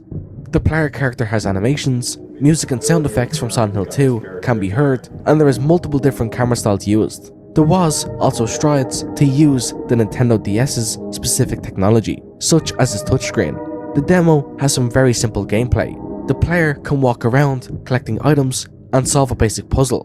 When interacting with everything in the room and solving the puzzle, the room shifts and transforms into the other world. Oh, The shit. iconic Halo of the Sun logo can be seen on the floor. Above it, encased in a glass box, a disgusting fleshy creature can be seen. This disgusting creature writhes in pain, and when interacting with the glass This looks case, great. the creature leaps out from it and lunges at James, presumably killing him, as the demo ends. This rough demo was thrown together in just a few weeks, and it didn't catch Konami's attention. However, Way Forward would work with Konami once more on a handheld Silent Hill game, with Silent Hill Book of Memories. And it would have been interesting to see what a Silent Hill game on the Nintendo DS could have been like. Dude, that demo looked amazing. Wait, what the fuck? Why didn't they fucking take it? It looked great. Bro. Silent Hill Book of Memories. What is that? And it would have been interesting to see what a Silent Hill game on the Nintendo DS Dude, I would have played the fuck out of that. could have been like. Broken Covenant, Silent Hill PS3. Starting development alongside Silent Hill Original Sin, Climax Studios' LA office began to work on a Silent Hill title for the newly released PlayStation 3. Simply titled Silent Hill PS3, Climax were eager to work with the new PlayStation hardware, so they put together this rough gameplay demo and pitch.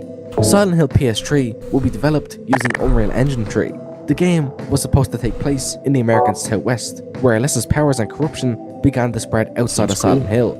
Between this game and Original Sin, it seems that Climax Studios were big fans of the original cult plotline from Silent Hill 1. Even more similarities with this game's plot to that can be seen in the main protagonist and his reason to be here, as Art's sick players as would fuck. assume the role of Father Hector Santos, an El Paso, Texas priest in desperate search of his 9-year-old niece Anna. Anna had been taken by the cult as a conduit for demonic rituals, as they believe she is the next Alyssa. Bro, like, all of these games are so good. Why didn't they do, like, any of them? These are all so fire. The gameplay demo itself is rather rough around the edges, but you can still see the vision the devs were going for. This gameplay demo features stealth sections, basic puzzles and item interaction, and it even sees the RE4 style of camera system used here, much like the one seen in the Original Sin. Many placeholder assets are used in this demo, including the main character model being Travis Grady's Yeah. model, the main protagonist from Silent Hill Origins. The setting Looks like of a southwestern fucking town. Bordering. It's like he's about Money to poop his pants. Placeholder assets are used in this demo, including the main character model being Travis Grady's model, the main protagonist from Silent Hill Origins. Yeah. Looks like a redneck. I don't know why I can't think of a redneck voice. I'm in Silent Hill, y'all. The setting of a southwestern town and the cult plotline seems really interesting like to me. Midwestern. However, in its narrative, it could seem rather similar to Silent Hill 1. As for its mechanics, the barricading system, first tested in Silent Hill Original Sin, would be used here. Along with that, structures could materialize from the ground up, like a corpse being resurrected. Water would be one of the key features of this game, which the protagonist would use to purify the environment by performing holy rites and rituals. Despite the interesting setting and gameplay mechanics, Konami didn't care for Didn't SHPS3. care. Climax opted to then make some tweaks to the game's narrative and change its name to Broken Covenant, which they would then pitch to Sony as an episodic release, with players being able to buy and experience hour-long episodes of gameplay, which for the time was a popular format of release. However, Sony didn't buy either, and even with a team willing to bring the game to Xbox 360 for other publishers, Broken Covenant couldn't find a home, and thus the idea would be shelved permanently. Damn. Which is such a shame, as I really like its initial setup, and honestly, I would have liked to see it get fully developed, although Konami thought the opposite. Now, things are starting to get progressively more hidden and unknown, as we now descend the iceberg into the depths layer. This layer of the iceberg is pretty deep. One of the games in this layer has a small bit of footage, but a strange origin, and the other we have very little information to go on. Let's see what this layer of the iceberg has for us. Silent Hill 2 Remake, Hexadrive. This game on the iceberg has an origin story and fuck? ending that most fans wish wasn't true. In 2018, Konami approached developers Hexadrive about porting the original Silent Hill games to modern consoles, something that fans have been begging for literal years. Not only was the last time Konami ported Silent Hill games a nightmare, but currently there is no easily available way to play any of the original titles on modern platforms. I luckily got. Can I like go back? I got Silent Hill 2, but I've only played Silent Hill 3 from like the PC. And I got like I printed out like the cover, but yeah, that's fire on PS2. I've never played a 4 or I played a little 1 just like on emulator, but I've watched 4 get played. And if these ports had happened, Silent Hill wouldn't have remained dormant for as long as it did.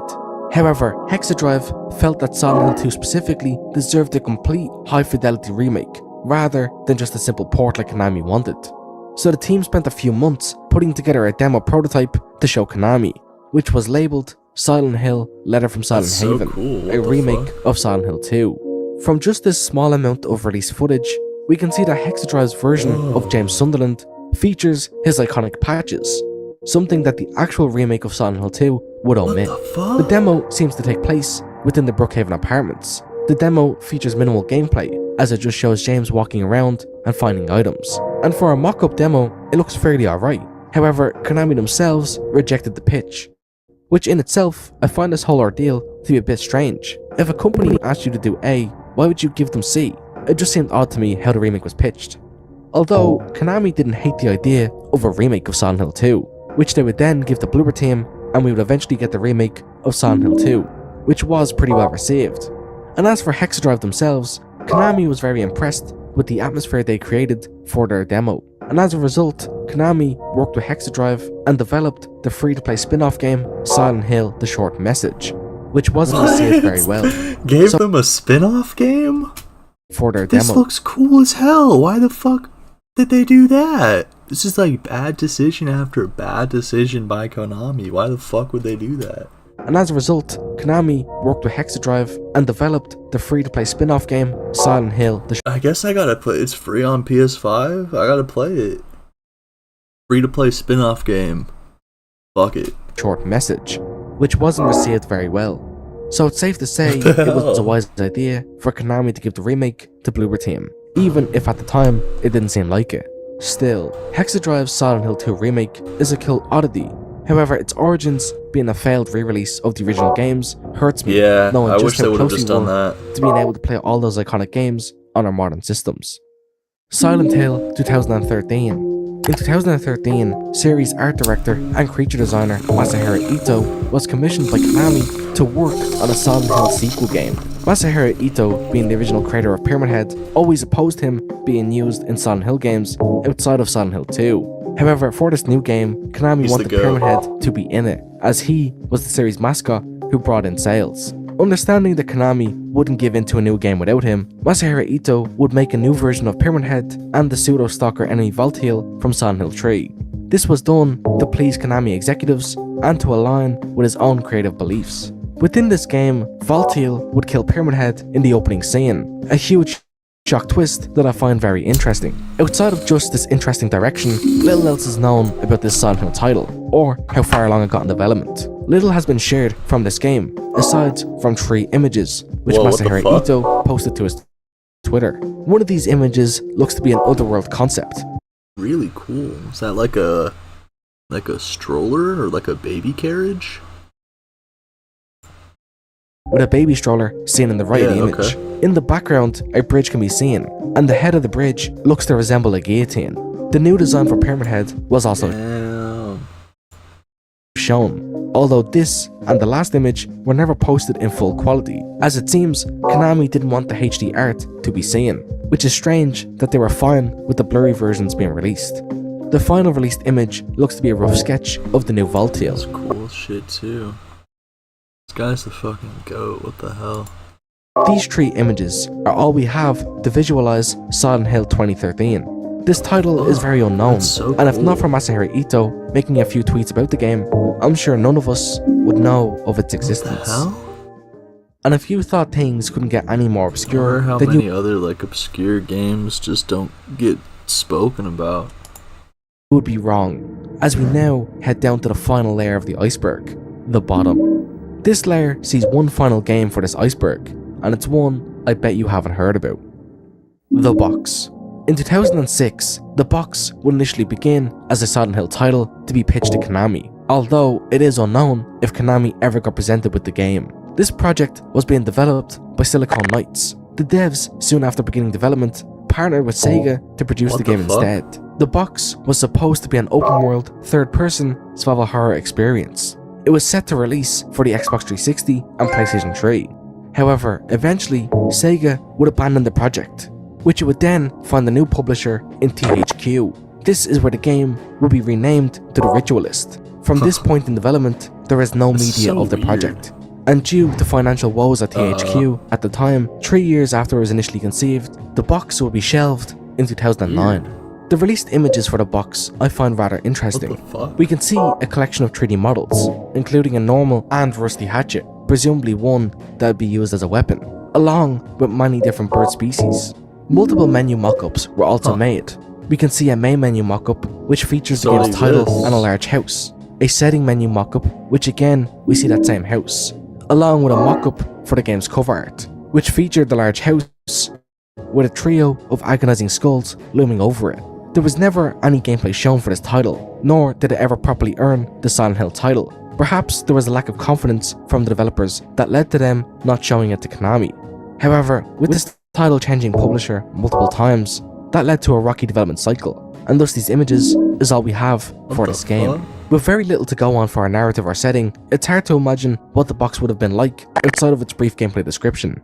Could it have earned its Silent Hill name? We may never know. And that, everyone, was the cancelled Silent Hill games iceberg explained. The iceberg's many layers. That was a cool video too.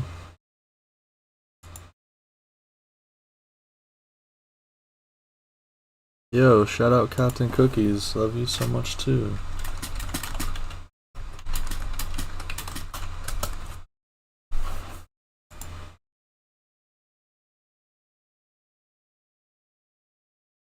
Whew.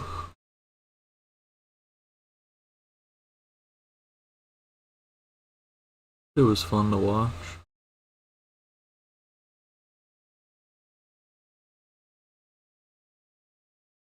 Whew. Should probably go back to sleep.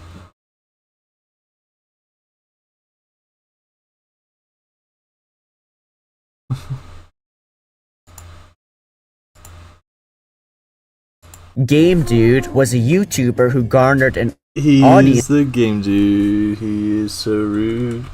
He is the gamer with a bat. Look at him there. He's so mad. He's the gamer with a bad attitude. Game Dude was a YouTuber who garnered an audience during the website's infancy. Unfortunately for him, he isn't remembered. Nostalgia, bro.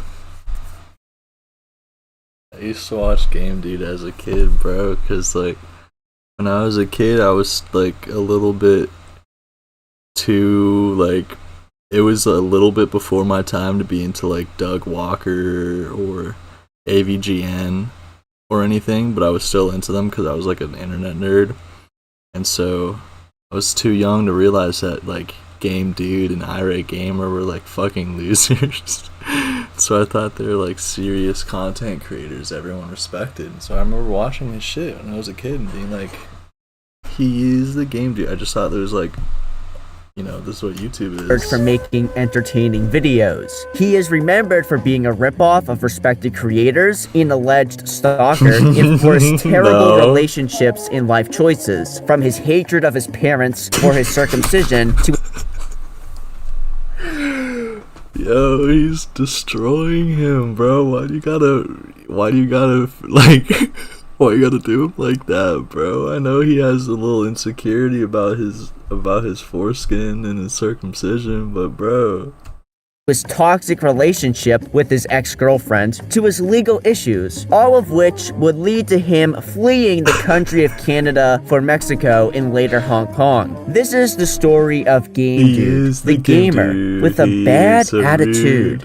In 2004, a young man named James Rolfe started creating comedic reviews of old video games. These game reviews featured an extremely angry and vulgar nerd character who gets irrationally mad at video games that are so old there's literally not even a point in caring. Wow. Over time, the series called Bad NES Games would develop into the Angry Video Game Nerd franchise. The series still gets new episodes even to this very day. Not only that, it spawned a movie, multiple video game adaptations, and merchandise. But most importantly, shout out Limited Run Games for that game. Episodes even to this very day. Not only that, it spawned a movie, multiple video game adaptations, and merchandise. But most importantly, James would become one of the most influential online content creators ever. Basically His the GOAT. impact is still felt to this very day. James's creation would be the spawn of a very popular content genre on YouTube, reviewing pieces of media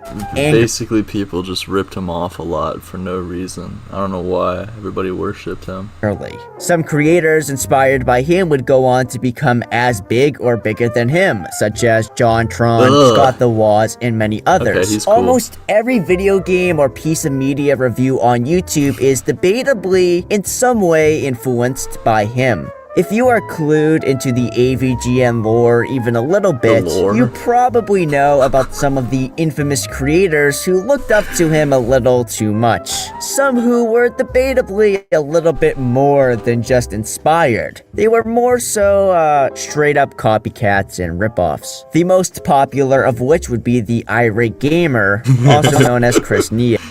Like, he wasn't even trying. The irate gamer, nobody uses the word irate ever.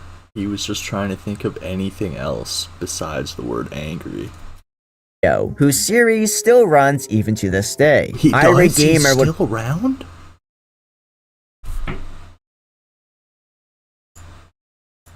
Bro. TV program.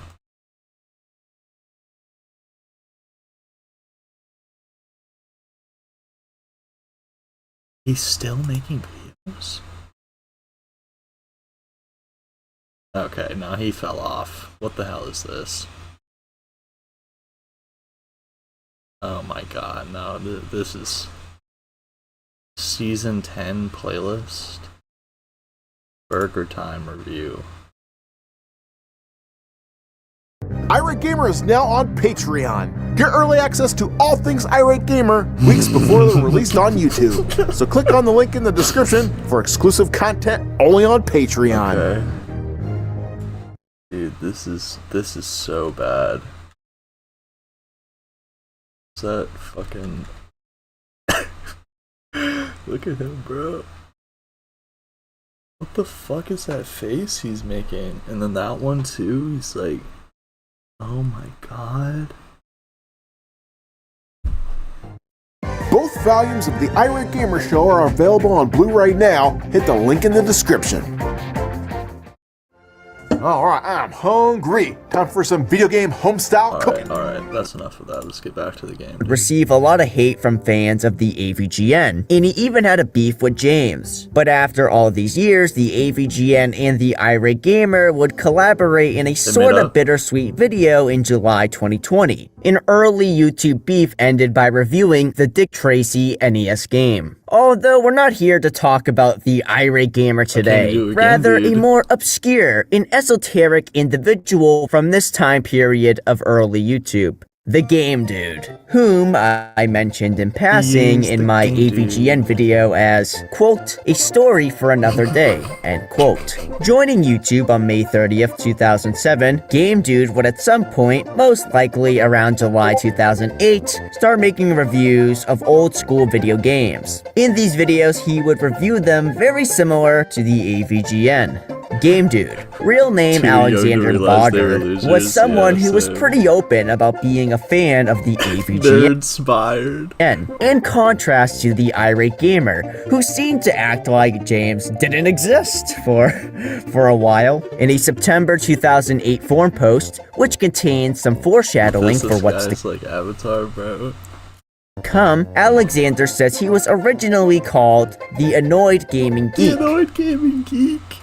but changed it to Mega Gamer, Mega Gamer. as he felt Annoyed Gaming Geek was a ripoff of the Angry Video Might be Game a Nerd. ripoff. He settled on calling himself Game Dude after deciding Mega Gamer was a ripoff of the Irate Gamer. A theme in Alexander's creations is constantly revising them, as you will soon learn. Sometimes he would say his videos were inspired by the AVGN, inspired. like in this forum post, for example, or even right in the intro of some of his videos. But at the same time, his YouTube About section claimed his video game reviews weren't actually reviews. Instead, they were satirical. These are not reviews, but satirical comedic parodies of angry gamers that yell at games for minor parodies flaws. of angry reviews on YouTube. For more examples on how all over the place Alexander was, he talked himself down a lot. I'm going all out, and I'll intertwine some live action stories in there too, and not be a ripoff. Maybe even have my own theme song. You can do it, Game Dude. At some points, claiming he thought his video sucked, while also mentioning how James Rolfe had actually given Alexander positive feedback. No, he didn't, dude. Come on, Game Dude. But also at the same time acting like he was better than anyone who thought his videos were bad. Not to mention in this very post he asks for criticism, but then says he just started making videos, so there's no point in even criticizing them, claiming that his flaws were obsolete. We are already painting the picture. I gotta take a bong rip for this face right here, guys. We gotta smoke some Game Dude. Hold up. We gotta smoke some Game Dude.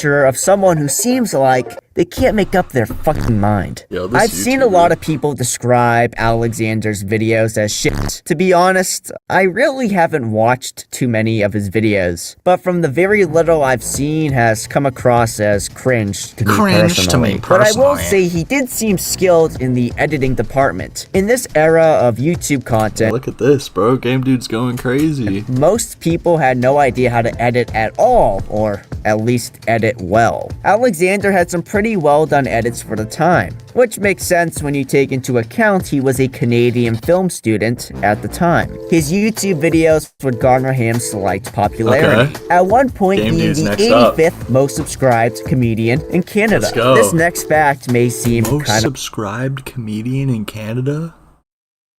The green screen days? Yeah, for real. hard to believe, but he was even recognizable in public, and he was interviewed by a retro video game store because of his channel. He's famous. So, how did it all go wrong for Alexander? He was on top of the world. Many people did not like Alexander. They thought his videos just sucked, and they felt he self-promoted himself too much online and were annoyed by it. As Alexander people did not like Alexander. They thought his videos just sucked, and they felt he You've seen the angry video game nerd. You've seen the irate gamer. Now meet the game dude. I am the game dude. Watch me now. The link is still broken, and I checked, like, I'm gonna assume this says 2 weeks ago. Watch me now. self-promoted himself too much online and were annoyed by it, as Alexander would constantly comment on other people's videos advertising his channel. So much so to the point creators like the irate gamer would ban him from his comment section. What wasn't helping Alexander and stopping the large amount of negative feedback was the fact Alex couldn't help himself but respond to pretty much every person online who said something critical about him. He would respond to people's mean comments. Dude, I'm terrified of this guy. Look, he's got shark eyes. This motherfucker's a psychopath. Look at that. That's scary. Oh my god! calling them homophobic slurs, and he would use other colorful language. When someone made a video commentating about Alexander's videos, he would, allegedly, leave so many comments on their video, it would end up having more comments than views. Come on, game which is dude. He looks like the shark from Finding Nemo. Oh man. Wait, let's get a comparison here. Fucking. Wait, where is it? Yeah. You're right. They look a lot alike.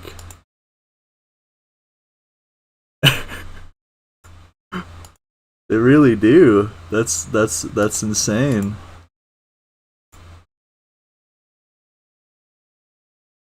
is an extremely uncommon thing to happen on YouTube. The uploader would try banning him, but it didn't matter because Alex would then use multiple accounts to continually comment on the video. Alexander would use a similar tactic when engaging in a war with a certain satirical Wikipedia clone that documents online drama and features a lot of offensive content. Alexander was mentioned on the website and had He doesn't photos want to talk about Encyclopedia Dramatica? of him on it. So he apparently tried making an account to take it down. Okay. The moderators realized what was going on and then deleted his account. And just like on YouTube, that wouldn't immediately deter him. Alexander allegedly would then make up to 8 accounts on the website trying to take down negative content about himself. In response to Alexander trying to erase content about himself, users of the website made a new article that sarcastically praised Alexander as a hilarious YouTuber they all love. Sarcastically? I'm dead ass. I love Game Dude. What are you talking about, bro? A common rumor that would get spread around by trolls, especially those from a certain Wikipedia clone, is Alexander was a closeted furry and or zoophile. The furry speculation comes from the fact he typically reviewed video games starring anthropomorphic characters, referenced animals a lot in his rants, and featured a fursona costume in one of Game Dude! his videos. The Game Dude? Care to explain? allegations of having sex with animals comes from Alexander's inability to not respond to mean comments. The story goes that someone made a comment that he had sex with animals and Alexander responded to I it, had no idea. saying he did while he forced it to read the user's mean comment. Bro, you can't say that! You can't say that, Game Dude. Calm down. People on that Wikipedia clone then ran with the narrative that he has sex with animals after that. Oh my god, when Game Alexander Dude. was recognized in public and interviewed, he was actually asked about this. I don't know, one of the YouTube users actually randomly said something about screwing sheep, and then as a joke, I was like, yeah, I screwed them when I forced them to read your stupid comments. Bro, why would you say that? Why would you say that, Game Dude? Users actually randomly said something about screwing sheep, and then as a joke, I was like, yeah, I screwed them when I forced them to read your stupid comments. And then all the typewriting chimpanzees that took it too serious. The store that conducted this interview apparently didn't seem to like him very much, as they show off memes saying he rapes animals while he responds to the allegation. They even linked his satirical Wikipedia page in the description of the video. Commenters on the interview thought it was funny that Alexander's supplier of video games didn't seem to like him very much. While I was working on this video, I got to talk to Game Dude historian and content creator, okay fine, be that way. During our short exchange, he mentioned a new piece of Game Dude information. He claims while researching Game Dude, he spoke to the man who conducted this interview. The interviewer described Alexander as a douchebag and acted exactly how you would expect. One last thing a lot of people seemed to be annoyed with that Alexander did was make a lot of revisions of his videos. He would upload multiple versions of the same video, normally with slight edits. This was done because YouTube used to have a 5-star rating system. Oh, he's gotta make him perfect. He's the game dude. Such a chud. The guy selling him games hates him. He was like in on the trolling. Alexander wanted all of his videos to have above a 3.5-star rating. So he would take down videos that didn't get the reviews he wanted, dude, slightly edit them, and then post the new version. 5 stars because every of this, time. his audience got annoyed and would purposely give these revisions bad reviews. This would cause a cycle of him constantly reposting his videos over and over again until he got a good star rating. He didn't care that doing this would cause him to lose subscribers. All he wanted was good ratings. For an example of how often he would take down and then repost videos, his review of Smash Bros. Brawl was apparently reposted well over 50 fucking times. Oh my god, dude. In this video was not only slightly tweaked every time he reposted it, at one point he just started refilming the fucking video. Okay, fine. Maybe he was being a little annoying, but it seems like he had good intentions. He was just trying to improve his older content. Although many viewers thought the revisions were worse than the original and made the videos at times nonsensical. There was a really confusing saga with his Brawl and Super Mario Kart videos. Apparently he hated both of them and tried combining the two into one video. What? And then he would take down and revise that hybrid video multiple times. Not only was he not respected by a lot of the audience for this type of content, but also What was he flipping out there? Wait, and he what? would take down and revise Game dude, that it's okay, hybrid bro. It's video okay. multiple times. Calm not down, Game only dude. was he not respected by a lot of the audience No, for Game this dude, type no. of content, Game dude. but also apparently This guy's using this clip of him like over and over. he was not respected by students at his school, No. with an alleged anonymous student writing the following to one of Alexander's critics. I know him personally. He is in my digital design class at Vancouver Film School. He gets no respect from anyone.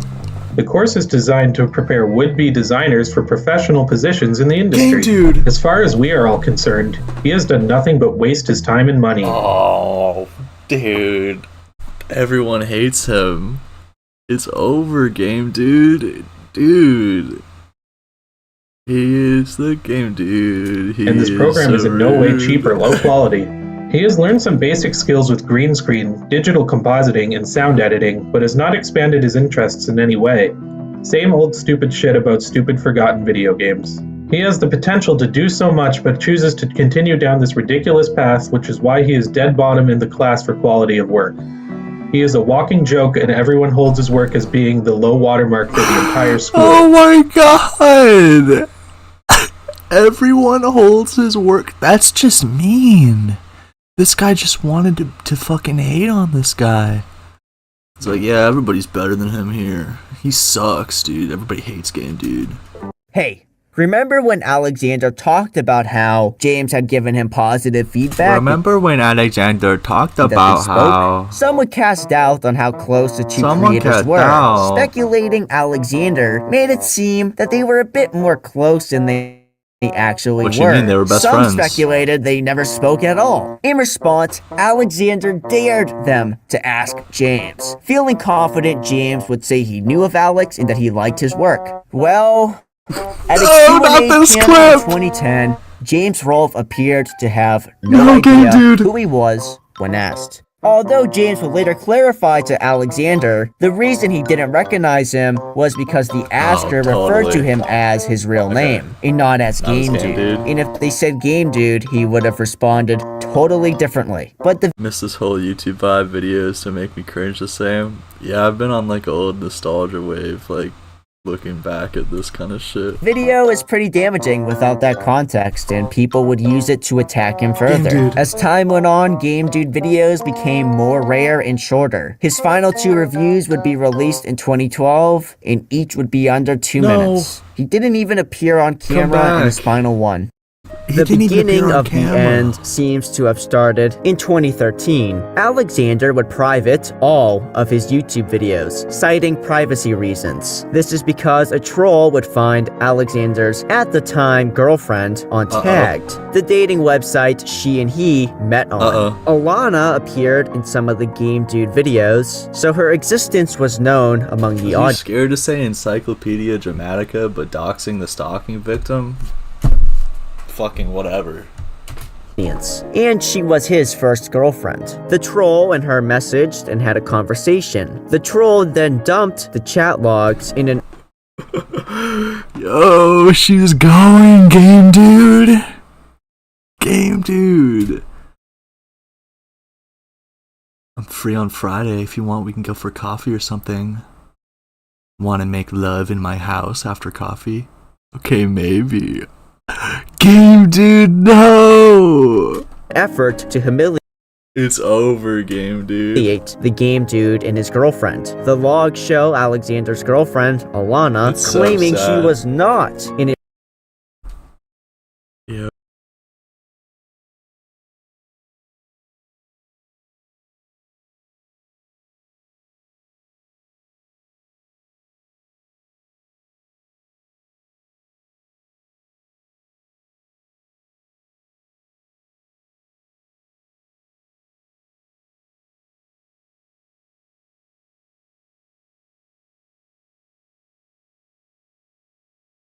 I think I woke up my partner laughing at this shit too hard, y'all.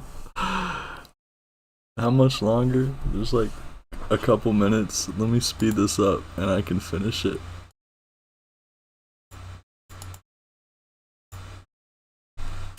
relationship and them planning to meet up for sex. She also appears to diss Alexander in these messages. Oh my A few days God. after this incident, Alexander reopened his channel and returned to posting revisions of his reviews. Nothing too out of the ordinary for him, although the normalcy would quickly shift into abnormalcy. Alexander would start posting very bizarre videos. The first one being a video of seagulls with Imagine by John Lennon playing in the background. He would then do one of his infamous revisions. In this revision, he spliced in clips of him lip-syncing to the song. After uploading that video, it would get taken down due to copyright. Then he moved on to lip-syncing Rick Ashley's Never Gonna Give You Up, and it was made clear this was for his ex-girlfriend. It's disputed whether or not this was made in an effort to win her back, Dude. or if this was Alexander trying to troll her. Alana was not thrilled. In leaked Facebook messages, she refers to him as a creep and claims he is stalking her, going as far to threaten calling the police and saying she already filed a police no, report. Game Actually, Dude. it turns out she filed multiple. Oh Because God, of this, it's so Alexander over. would permanently delete his main channel from YouTube. It was alleged he would harass her by calling her house up to 60 times a day, stalk outside her house for up to 7 hours, try talking to neighbors and her family members, try to physically restrain her from entering her home, hide in the bushes at night to try and wait for an opportunity to talk to her, Oh my and more. God. All of this would lead to a court case being scheduled. Alexander would continue uploading strange videos. Some of them were of wildlife, him messing with the police because he was convinced they were out to get him, and creating hours of content of him ranting about his relationship. One of which is a 2-hour-long video reenacting the story of his relationship with toy The dinosaurs. Toy dinosaurs, bro.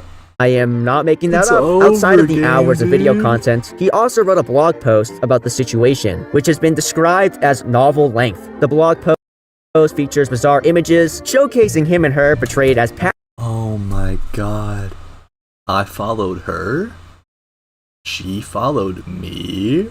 It is possible that she actually set me up. Oh my God. Even though her mom told her I was the culprit. I think he's the culprit, bro. Yeah, Game Dude's insane. Game Dude's kind of a crazy guy. Pac-Man characters to try to prove he wasn't stalking her. Now, arguably the most notable thing to come out of Alexander's writings and video rants about the relationship is because Alana tried to cheat on him, Alexander then accused her of being guilty of rape. Although He his is the definition of culprit rape for is sure. different from the more commonly accepted definition. He claims since she wasn't upfront about her sex life, she was putting Alexander at the risk of STDs, thus rape by deception. He seemed to admit it may have been far-fetched to call her a rapist over Come that, on. but he maintained he still felt Game violated. Dude. Alexander broke one of the 10 commandments. Alexander resented his broke parents. the 10th Well, commandment. maybe not anymore, but That's certainly his worst sin of all. He broke the 10th commandment. at the time he did. Alexander hated his parents due to the fact they had him circumcised, which he openly spoke about quite a bit. No, don't get him for this, dude. No, game dude. Adult. Circumcision was adopted in Canada during the 1900s primarily to prevent masturbation, and the procedure is done currently on 30% of men. Now, why is this always brought up in conversation regarding Game Dude? Circumcision is a serious topic, and I'm sure many feel bad for him. The reason this is always brought up, and the reason he's always made fun of for this, is mainly due to the fact he was an active member of a forum dedicated to the TLC Tugger. The TLC Tugger is a device put onto the penis to try and restore and regrow the Game dude, no. How could they let him, like, bro, how could we let him get this down bad? He was led so far astray from the light of AVGN. What happened? foreskin. Alexander would admit to using it in forum posts and would also describe the issues he had with it in gross detail. He actually tried removing these from the internet and even bragged about it to users of that Epic lols, I just pwned the gay douche. Wikipedia clone, although archives of what he said remained. Now, I don't know why his parents circumcised him. I do know, however, he was not a big fan of that decision. Not only did he try to grow it back, within the hours of content detailing his side of the story, he would viciously attack his parents at times for having the procedure done on him. Life kept getting worse for Alexander. Prior to the court date, he apparently became homeless after he was assaulted by his roommate with a frying pan. He and his mom weren't in contact, so when she visited his home to find him no longer there, she reported him missing. This made the police think he was trying to escape the upcoming court date. When the day for the court case came, the story goes, Alana broke down in tears at the witness stand, ran out of the courthouse, and the case was dismissed. Fearing further prosecution, Alexander then fled to Mexico. He apparently took a bus and went down south to America, then ended up in Mexico. A few years later, in 2015, he told someone on Skype he then ended up traveling to Hong Kong.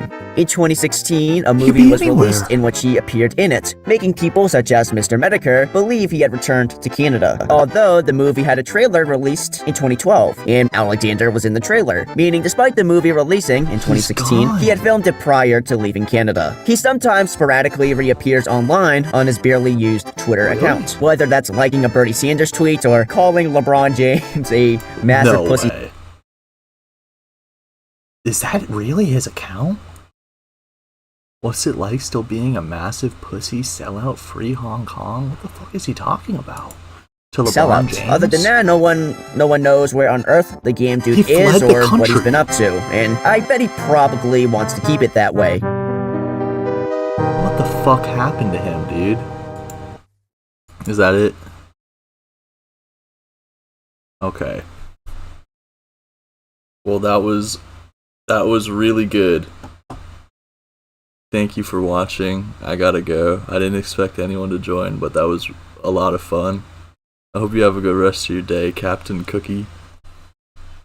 Peace out.